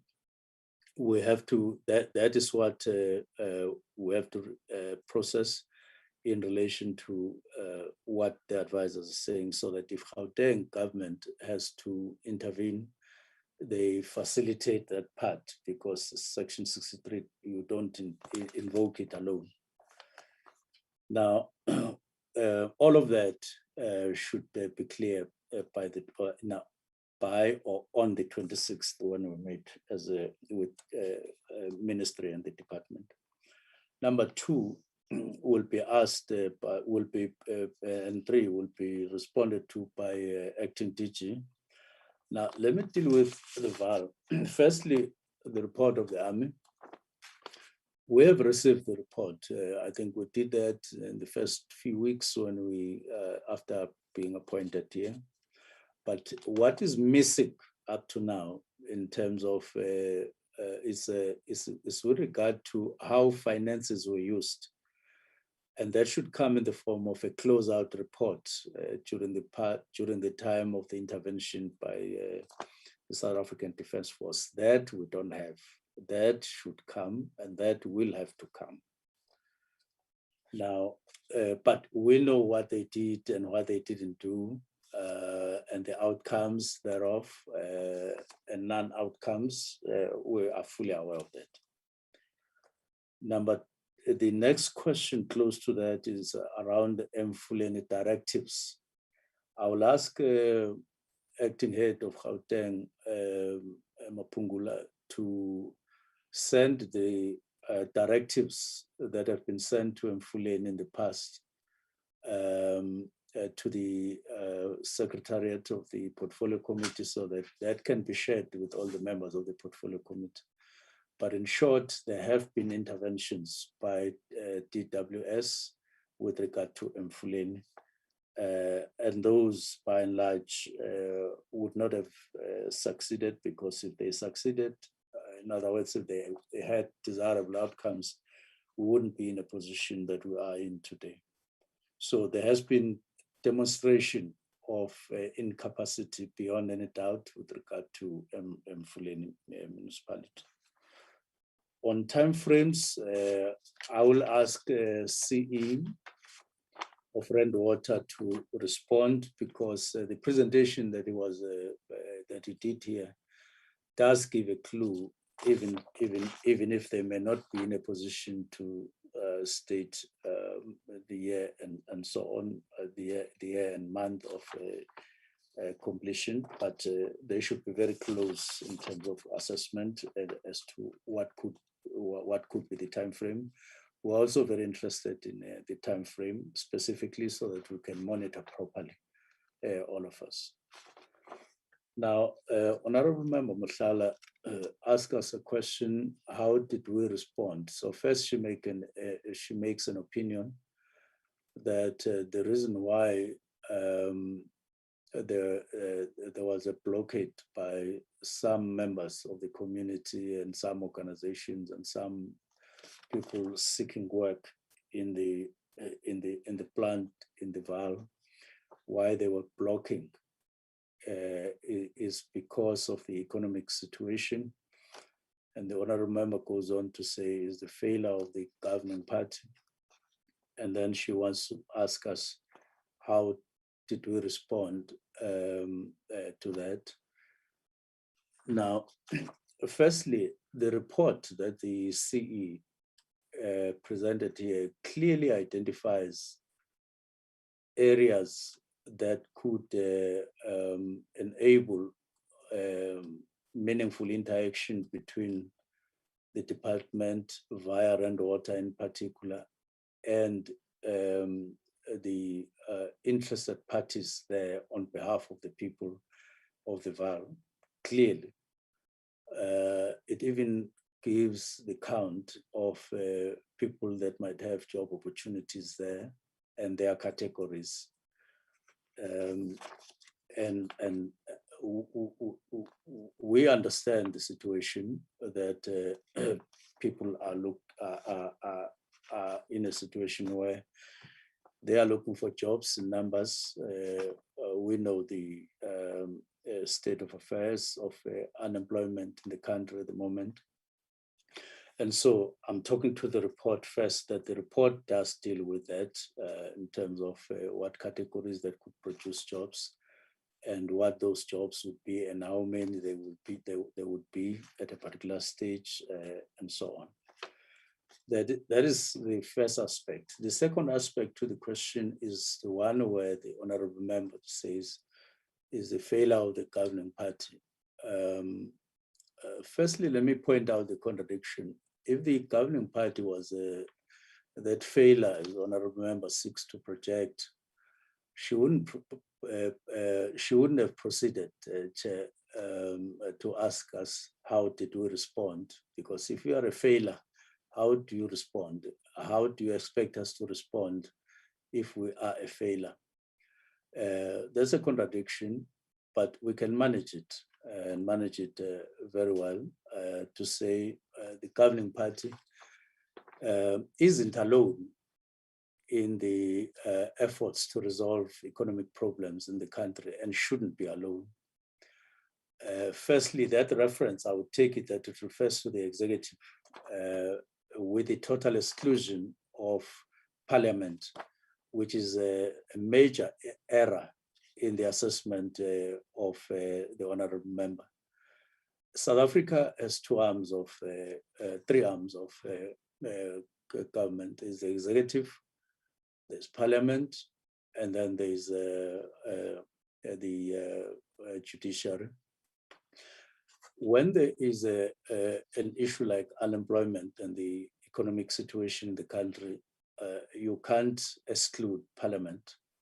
As a matter of fact, I was eagerly waiting for the honorable member Mhlala to maybe suggest alternatives in terms of how we could respond to the job demands in relation to the Vaal, and not choose to overlook what has been presented, but continue to say that the governing party is a failure and ask for response. I've provided the response of how we have responded via Wastewater in very great detail. But I'm going further to say, if the honorable member has some alternative suggestions of how we can create jobs in the Vaal in relation to this, she can present those. But I can indicate that when we gathered in Vaal with the Premier of Gauteng and his delegation and all the role players, the Premier did outline to those who were gathered there how the government of Gauteng is planning to change the situation in the Vaal around, and what plans they have in detail in terms of what potential they have identified and how they are angling to turn that potential into reality. And that is part of the governing party at the provincial level. I would ask the honorable member to familiarize herself with those plans via the government of Gauteng or the legislature of Gauteng. But I do want overall to close up by saying that no honorable member in parliament should exclude themselves from the effort of ensuring a resolution of current challenges of economic growth in the country. If there is such a member, I would say that that would be grandstanding, and that would be irresponsible of such a member to say, I have nothing to do with the economic challenges in the country. I don't want to make any contribution. All I want is to criticize the governing party. But criticism is welcome as part of body politic in the country. But you should proceed after criticism to say, this is my suggestion, this is my proposal, and let it be rejected, and then you can come over with more criticism. But if you don't offer anything, anything at all, then it becomes a problem. But let me go on leaks and maintenance. Leaks and maintenance,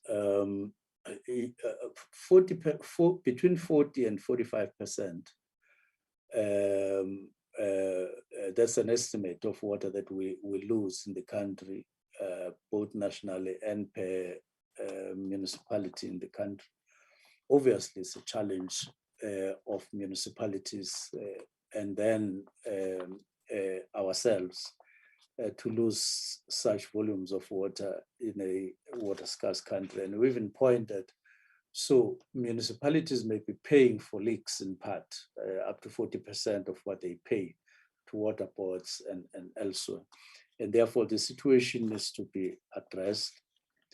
What is our plan? Our plan, firstly, is to take stock of the last 5 years of the money that we send to municipalities and metros. What do they do with it? What have they been doing with it? Take stock and look at the trend. The honorable member is quite right that it could be that people turn the grants into salaries.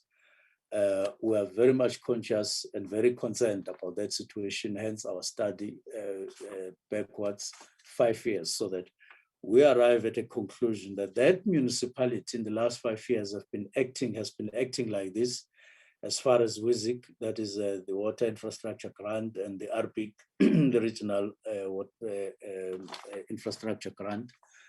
And then when we speak in specific terms relating to that particular municipality, their conduct and behavior. But we have that suspicion at the moment, and we're angling to getting ourselves to getting on top of the situation in terms of specifics. We gave you for the first year, 40th, third year, we gave you so much. In that year, you did, this is what you did with the infrastructure grant on water and sanitation. You, David, and I do want to say, I've had personally had 2 visits in Cape Town. I don't think all of us sitting here understand the situation of sewer in Philippi and in Khayelitsha. I've never seen it anywhere in the country. People literally, when you open your window in your dwelling, it's sewer, and when you get out, you walk the whole street. It's a river of sewer, and I didn't know that Cape Town has a buckets as a part of their sanitation system. There are challenges there, and then we have to look at. So, but I'm on leaks and so on. So we are going to take stock, firstly going backwards, and then on those bases, we start saying, okay, in this municipality, this is the situation. They have not been using, and then we start asking for accountability on the money that they've been getting on infrastructure, but they have diverted it elsewhere. And we are going to then start ring fencing all the grants that are sent to municipalities, and not just ring fence them, monitor them, and in some cases withhold them, but not up until the end of the financial year, but withhold them while at the same time organizing ourselves along Section 63 and 139 so that we intervene. We don't withhold money until the end of the financial, but we withhold it.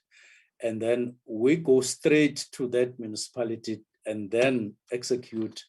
We have water boards in each of the provinces or covering all the provinces. So we should be able to intervene with that kind of a capacity. That's our plan, and we are seeking support of the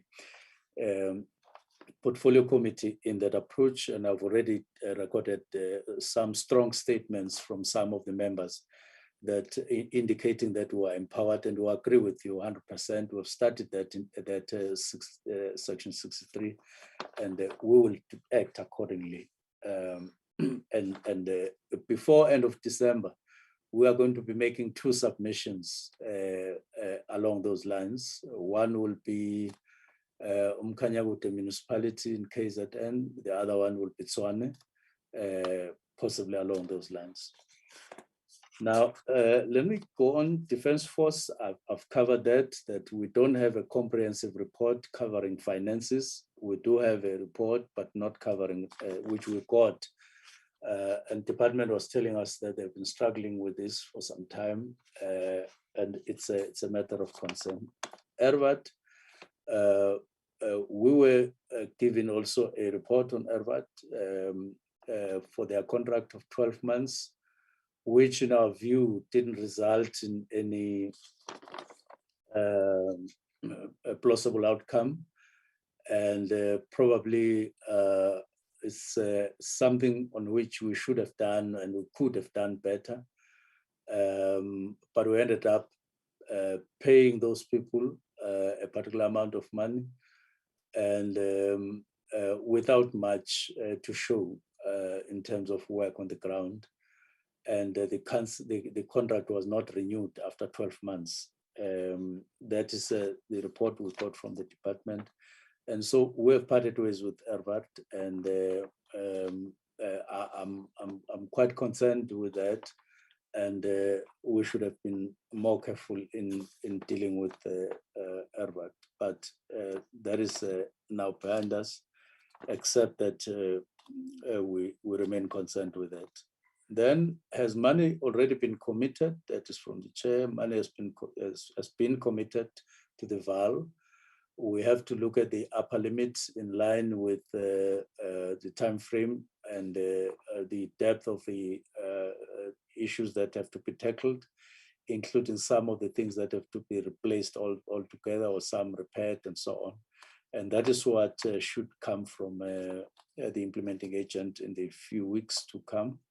And then we'll be certain about what we're doing. But at the moment, we have committed money initially, and that has been signed off so that the project could start in earnest and show that we are moving and get to some conclusion at some point.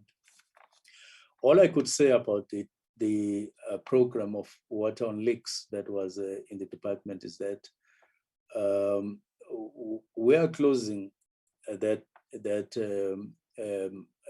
program, but on a rather low note, because the SIU has requested to intervene and investigate that, and we are waiting for the proclamation from the president. They have done the application, but our internal audit report points to a project that went dry. In other words, it went wrong, almost from conception to implementation, overlooking all the prescripts, and finally we are sitting with problems, a large amount of 3 billion spent, and but with little in terms of outcomes to show. I think the concept was, there was nothing wrong with the concept, but step one in implementation went wrong, and then right up to where we are. But we are now saying there's no money that is going to be committed to this project or program going forward. The war on leaks department, the municipalities will be directed to deal with that. And the main thing that we're going to be emphasizing to municipalities on war on leaks is to say, let's replace let's determine the cause, the root causes of leaks. Most of the pointers are pointing towards old infrastructure. Now, mayors choose to talk about old infrastructure the whole of their terms. You go back and then the mayor says, yeah, well, there is a problem of old infrastructure without taking steps financially and otherwise towards that. And want to stop that and say, now look, we're losing water in those cities. The city of Mangaung, for instance, they showed us a picture which was rather almost gruesome, saying, this is where we lose water. We know it was almost like flowers in the presentation. But when we said, where is your decisive response? They couldn't point at anything tangible, which was similarly talking hot stuff on the leaks. So we may have wanted to declare war on leaks, but we may not have studied carefully the root causes of the leaks and therefore get there. We thought maybe in part that if you recruit people and they go around identifying and then you could get there, but that was not linked to the kind of expenditure that we went on to experience. In terms of the impact, it's a problem. That's what I could alert members of the portfolio committee on. Contractors in the Vaal and the CE will respond on that. No progress on Rooiwal, I agree with that. There's no progress. There isn't much progress, but what Mapungula was presenting, it does show there is progress. Our concern, as we concluded in the mid-rand interaction with the mayor of Tshwane, was that there is very little, and if you give it a time frame going forward, it's going to take too long, hence the intervention that we'll be deciding on finally by the end of this month. Now, we've done water infrastructure. Well, as a key point, it's something that we are considering, that maybe we find a way of making a submission and proposing this to the executive, that is to cabinet. This is a very scarce resource. It's a very sensitive and emotional issue. We were talking yesterday addressing affected people around Gauteng because of the major repairs, the major interventions, both repairs and upgrades by Rainwater. It's a very delicate issue. Other people are asking us, why now? Why not yesterday or last week or last year? And we were patient to respond properly on those issues. And we hope that most of the people who heard us feel satisfied with the information we gave them, why now and so on.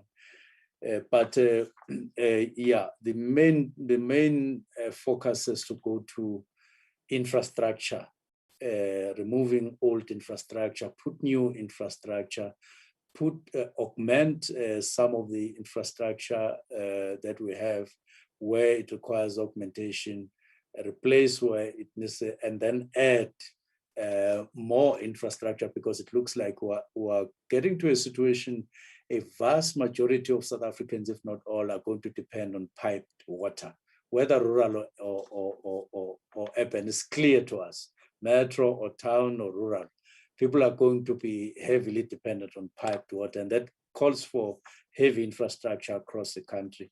And that's where our money, most of it should go going forward. And we've started studying the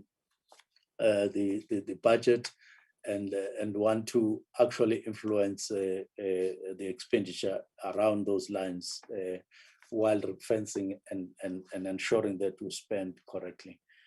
Hammanskral, I've responded. Inspection in loco, yes, we did inspection in loco, heavy. It took us almost the whole day, 3/4 of the day, and we were satisfied with the work that we did. It was not, we're not touring, we're not cruising, we were actually at work, and we see the benefits of our work, what we got to understand, which we had no clue about before, with the aid of the board and other people who were there. who are better people and will continue to learn, and so that we monitor properly in a very informed basis. And last thing, we agree with you, Chair. We are going to appoint one of the deputy ministers to lead the portfolio of interacting with the portfolio committee on our programs. We shouldn't give a perception that we are reluctant to get the portfolio committee informed, and to get monitored by the portfolio committee. That shouldn't be the perception at all. And therefore, in the next few weeks, we will appoint one of the deputy ministers to be a lead person in terms of interacting with the portfolio committee, so that we don't leave any stone unturned in terms of our relations and our interaction, working relations with the portfolio committee. At this stage, I will ask first the acting DG if she has anything to add, and then the CE, and then Mahlobo, in that order, if we could be fast so that we don't take more of the portfolio committee's time. Thank you.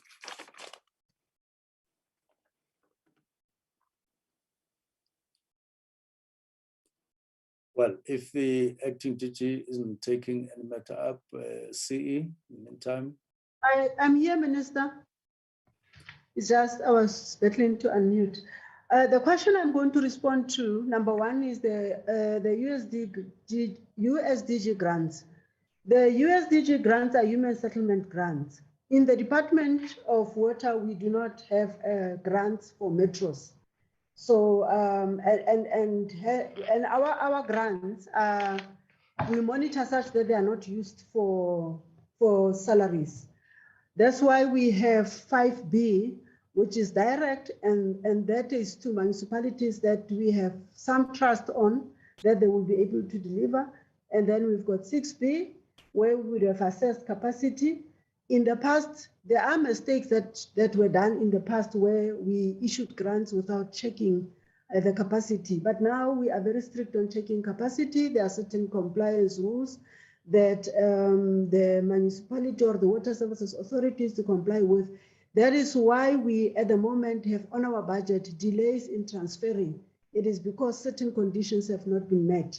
We are aware, though, that that withholding does harm to the intended beneficiaries. But unfortunately, we would not want to be reckless in giving money out without checking capacity and making sure that the money will be used for water infrastructure and nothing else. On the issue of strengthening of the regulatory function, we have recently finalized the restructuring with the former minister, and although there are glitches with the structure, and the Minister Mtumi is going to be looking at the structure as to whether we're going to review it or not. But one of the things that we have achieved with that structure is that at regional level, regional office or provincial offices, they are directors of responsible for regulation, and that the directorates are going to be capacitated. We also have, from our learning academy, we had graduate trainees that were put in regulation, where they acquired experience, and some of them have been absorbed there. Over and above that, we also have outsourced the function on the blue drop and the green drop report or assessment. Now, I just want to emphasize, if you allow me, honorable members, the green drop is an assessment. It doesn't necessarily result in the improvement of infrastructure of the wastewater treatment. The green drop is for the wastewater treatment plants, and the blue drop is for the drinking water systems. Now, the report gives you an assessment of the condition. How are things looking like? So if we reproduce those reports and the responsible authorities do nothing with those reports are not going to be of benefit to the country. They only become of benefit to the country when the entities that are responsible for such take action on those. From the regulatory point of view, we can take action against the water services authorities. However, that's a lengthy process. And as we do that, the resources get impacted negatively.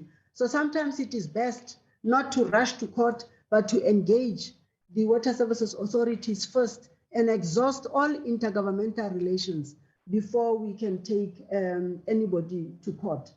So that's how we are strengthening the regulatory function. We will still there because the Learning Academy is continuing to have intakes. So even next year, from the intakes from the Learning Academy, we will place some of the graduate trainees in the regulation branch so that they will assist. We recently had some contractors on regulation, but was not for pollution necessarily. That was for water use authorization, that is licensing for water use. We are currently trying to absorb. We absorbed some already into the structure where they were posed and where they competed for those posts, and some were successful and others were not successful. We are trying with HR to see as to what it is that we can do to increase some posts there so that we can absorb more of those even at our provincial level. So that's how we are strengthening the regulation branch in the department. Thank you very much, Minister and the Chairperson. Chair, I will ask the CE for his intervention. CE. Yes, thank you, Minister. Just in terms of the questions that were relevant to us from Honorable Member Mashala, the first one that deals with the no tangible timeframes in terms of the short, medium, and in the long term. I think the Minister, you have answered that one. I think the Gantt chart, Honorable Member Mashala, that I provided gives the detail of exactly what is going to happen when, insofar as those interventions are concerned, in respect to the budget that we currently have. In the outer years, in terms of the long term, I think as it has been indicated, we are doing assessments and budget availability, then we'll craft a detailed plan of execution because the plan is a function of the budget availability going forward. But in the presentation, we do provide those details that can chart to give a clear indication of what is going to be done when. The second question is around the interventions. I think what Honorable Member Mhlala, we indicate in one of the slides that deals with streams is exactly the point that you're making, that you cannot attend to an item of leaks without then dealing with the upgrades. You'll see when you talk about the budget that we have, it's spread across all the interventions that are needed. You need to fix the leaks, but you need to upgrade, you need to refurbish, and you need to do maintenance. So I think the interventions, it's not one fold, it's not one area. It's intended to cover the whole scope of work. And again, budget is a challenge. What you do, you try to address the problem immediately and find a balance with the limited budget that you have to attend to those areas. But as a matter of fact, we are not only attending to one area of intervention, we are fixing the leaks, we are fixing the installations, and indeed it covers all the interventions that we need to do with the infrastructure. Thank you, Minister. Chair, then asking for the opportunity for DM Mahlobo if he has something to say, and that will be the end of our response. Thank you. Well, thank you very much, Matingan, and thanks to Comrade Chair. And at least I hope Chair Fighter Moshala is happy Matingan is here and leading from the front. Just to confirm that issues, Minister, we have covered, but going forward with the portfolio committee, there will be areas that you as doing oversight, but also helping us. The issue of interventions, including the funding of interventions, is going to be one of the biggest issues that we need to put our heads together. And when we do appropriations, and supported by yourselves as a portfolio committee, because the time since the minister came in and the deputy minister, the water is coming closer to the challenges of power generation in the country. And our attitude, and we are more geared to doing a lot of interventions and issues of resource mobilization. Like Minister has said, how we try to mobilize resources, but more resources need to be actually be brought in, because we must admit that over time, the country has neglected issues of investment in infrastructure to match with the growth in population and the growth in the GDP, because those two growths, they have an impact on the demand of infrastructure. The backlog is actually too much, let alone unlocking the economy. Therefore, as the Minister has said, we're looking to do that. We are respecting Chapter 9 institutions, as we need to confirm, and the relationship with the Human Rights Commission and other organizations will always be taken seriously by the minister and the department because of the intensive work they do. And then as we're doing with Mfuleni, where ministers deployed rainwater, we'll be able that implementation plan that is so detailed, that has been shared with you and stakeholders, it becomes minister's commitment, and ours is to monitor that it actually does that. And the same thing we'll do, because that's the method of work minister wants us to work through, to be more detailed in terms of planning and getting these things right. Well, I think, Minister, we have covered well the issue of leaks, because the manner these things are being done, they are not scientific. There's an insistence by the ministry to respect the asset management philosophy. In other words, where we've been deployed by minister, the most important issue is that we must know where the assets are. A number of these institutions, they don't know, and then including the issues of conditional assessment in the state they are in. That's why minister is very clear about the example of Mangaung. We want actually, this is one of the problems that has happened over time, where professionals, they burn money without the impact. And in reality, in South Africa, in the major towns and cities, in the main, the time to fix leaks is not there. The issue is about replacing old infrastructure and do all these other things. And then I'm also very happy that the issue of the national key point, we're looking at it as being said, but we're insisting around the issues of security plans and working with communities. On a lighter note, Comrade Chair, the minister will be leading us because it's a report which angakhalu mashiho. Ungamali ke mashiho siselimpompo, inkinga yakho yaseGiyani attenda yona ngoLwesihlanu, but the minister will come back to you at the right time, so that even when we're on the ground, we have a sense of which is good presents. With those words, thanks Macingwane, and thanks to the chair and the entire collective of the portfolio committee. Thank you very much, Chair. Yes, Minister, is there anything you want to add? Chairperson? Nothing, Chair, to add, except just responding to Citibank. That's the only thing that is outstanding. Chairperson? The ministry is still responding. No, he want to come to Citibank presentation. So can I please just follow up on a certain response by the minister? don't you want to agree, Honorable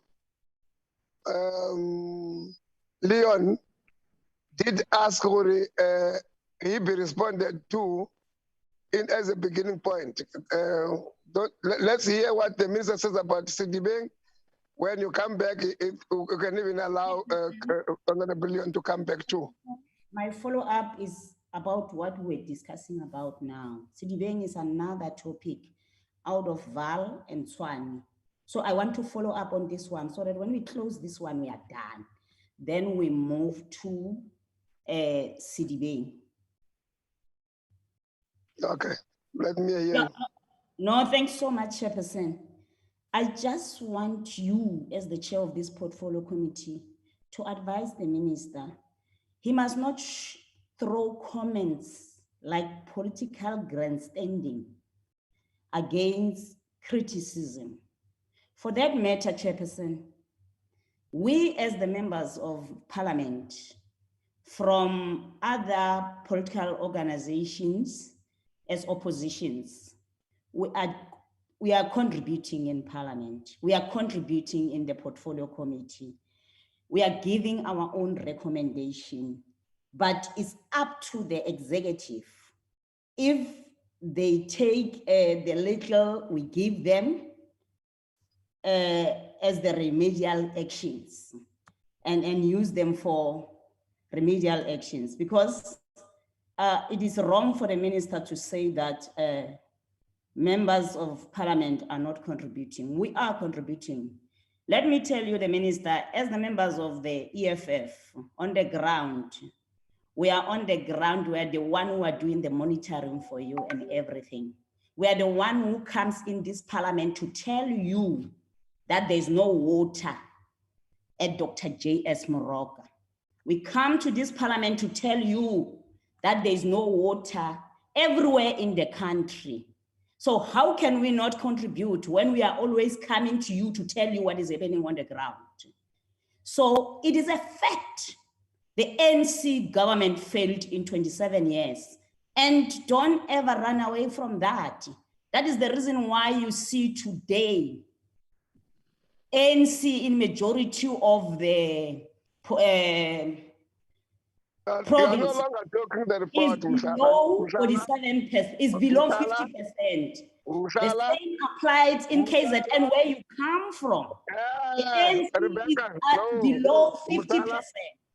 So don't have a minister come here and not allow criticism. We are here to assist you so that you can run this political, this portfolio committee thoroughly so that you can deliver to the best of your ability. So we're going to come here and tell you what is wrong.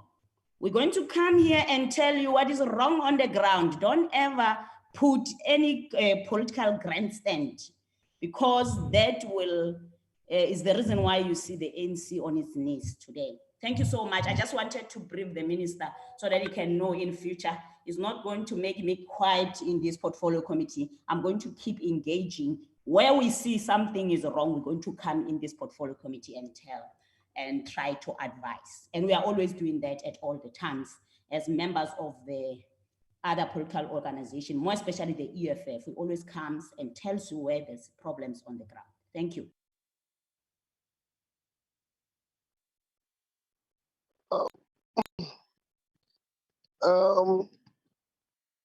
Whoever whoever is muting or unmuting people, never try to mute me. I'm chairing the meeting. So if I want to intervene in a meeting, you must allow me to intervene. You must never mute me. They dealt with you, Chair, ne? Yeah, sure. You must never do that.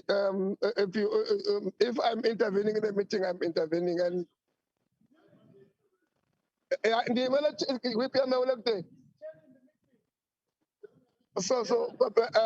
it being the case, let me just raise the point.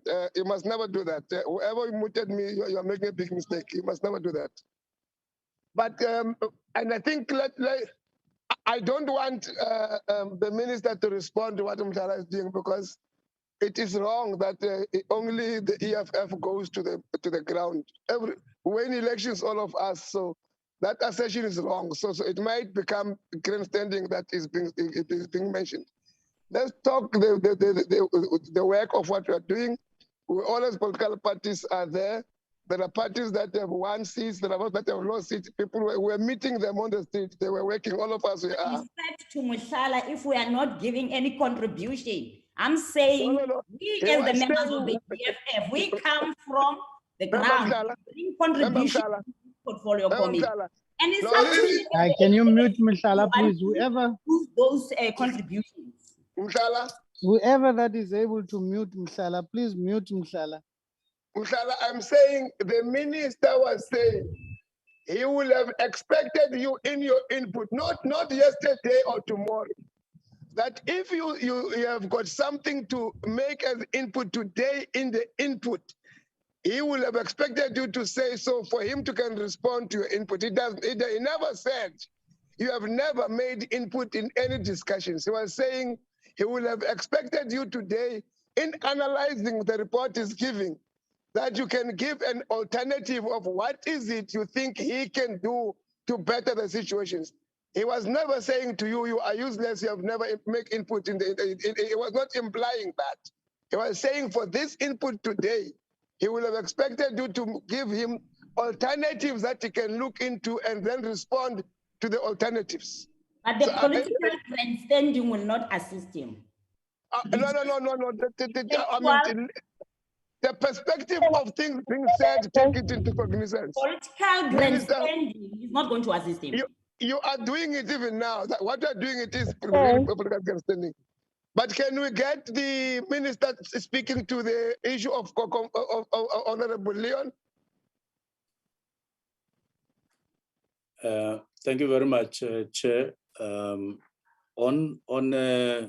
Citibank, it is true that we are experiencing challenges with regard to Citibank water board from a number of fronts. If I could bring you to the front in relation to that. Pardon? I'm sorry. I'm sorry. I did not meet myself. Okay. We are interacting with the board, one in relation to their challenges between the board and their employees around salaries. But the problem has its roots, which is problem number 2, that municipalities are not fulfilling their obligations in terms of paying the board. And therefore, the board is, the municipalities are in huge areas led by Machabeng in terms of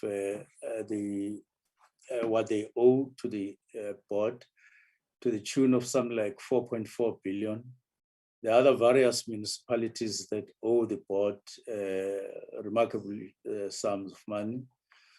That's problem number 2. The problem number 3 is that the communities in these municipalities are therefore not making their payments for water adequately so that the municipalities can pay the board.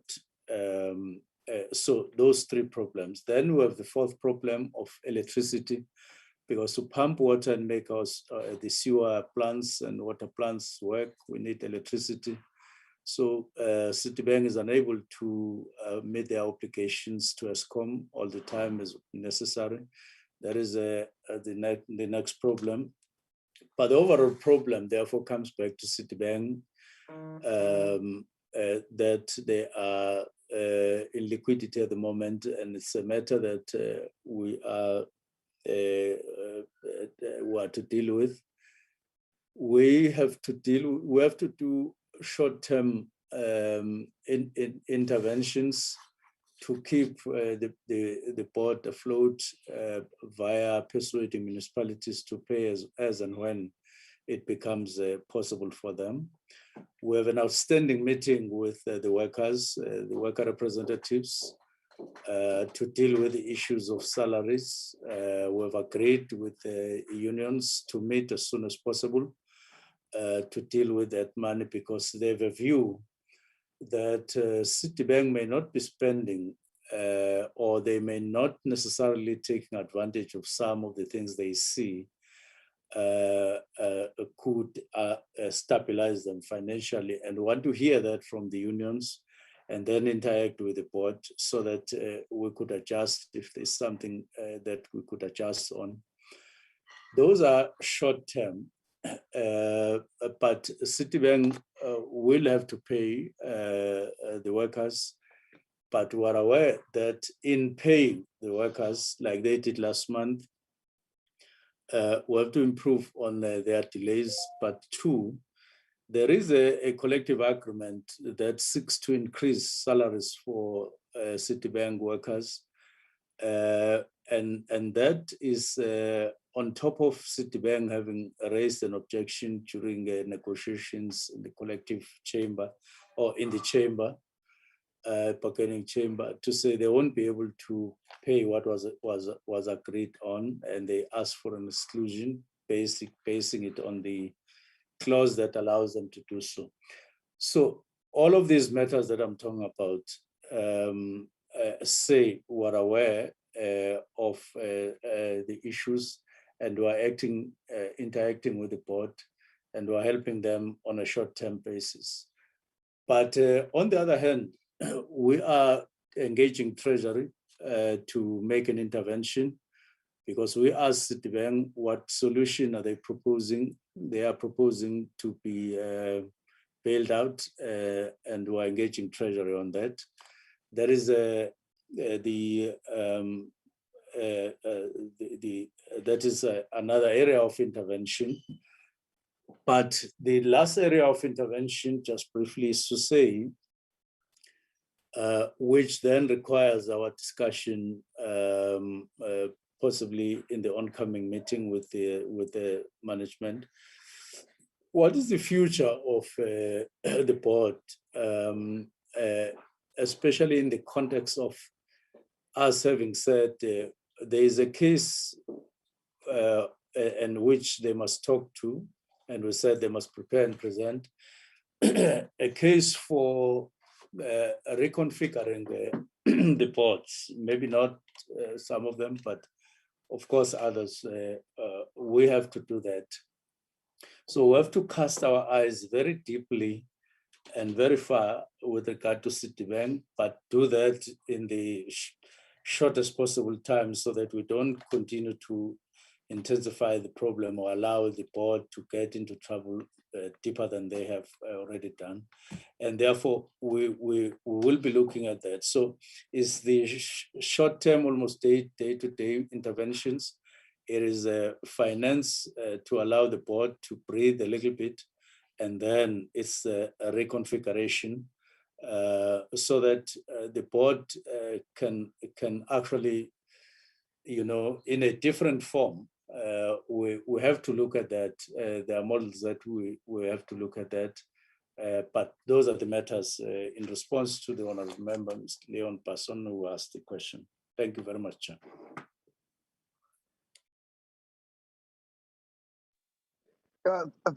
Thank you very much. And I think we must appreciate the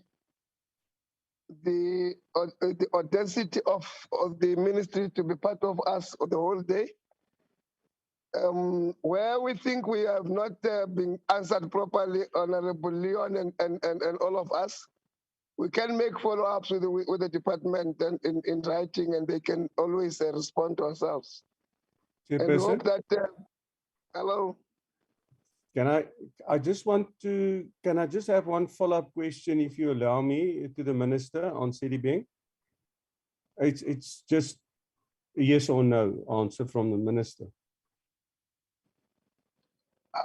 Leon, okay, but I think you said you wanted to ask them to bring the report. They're saying yes. Now we want something else. No, I don't want something else, Chair. I just want to ask the minister maybe while he spoke on the matter. Would you allow me? Thank you. Let's hear that. Let's hear that, Leon.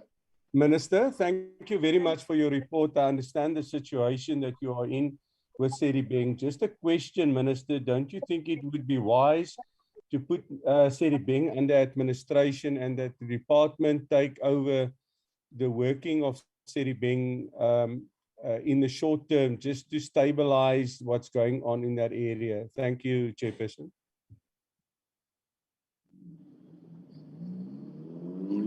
No, but I thought the minister said that they are engaging Sedibeng.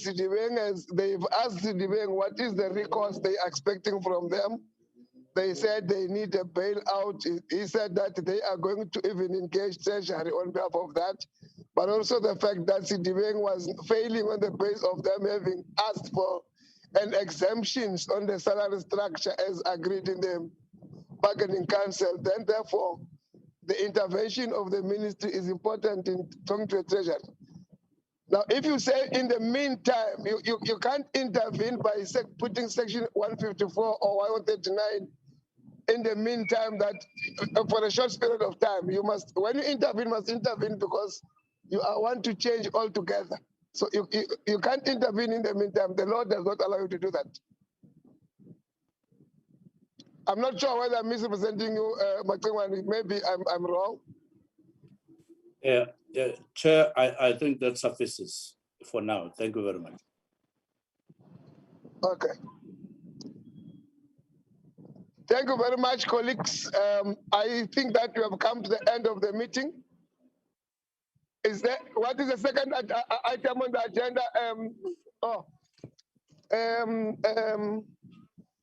Secretary, is there anything that we are leaving out?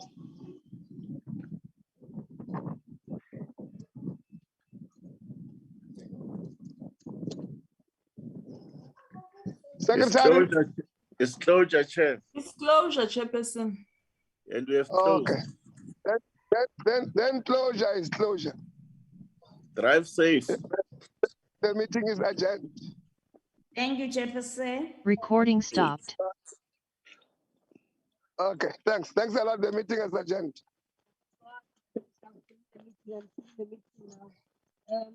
Okay, let me request you to do it now. Okay. Maseko, yes. Yes, Maseko.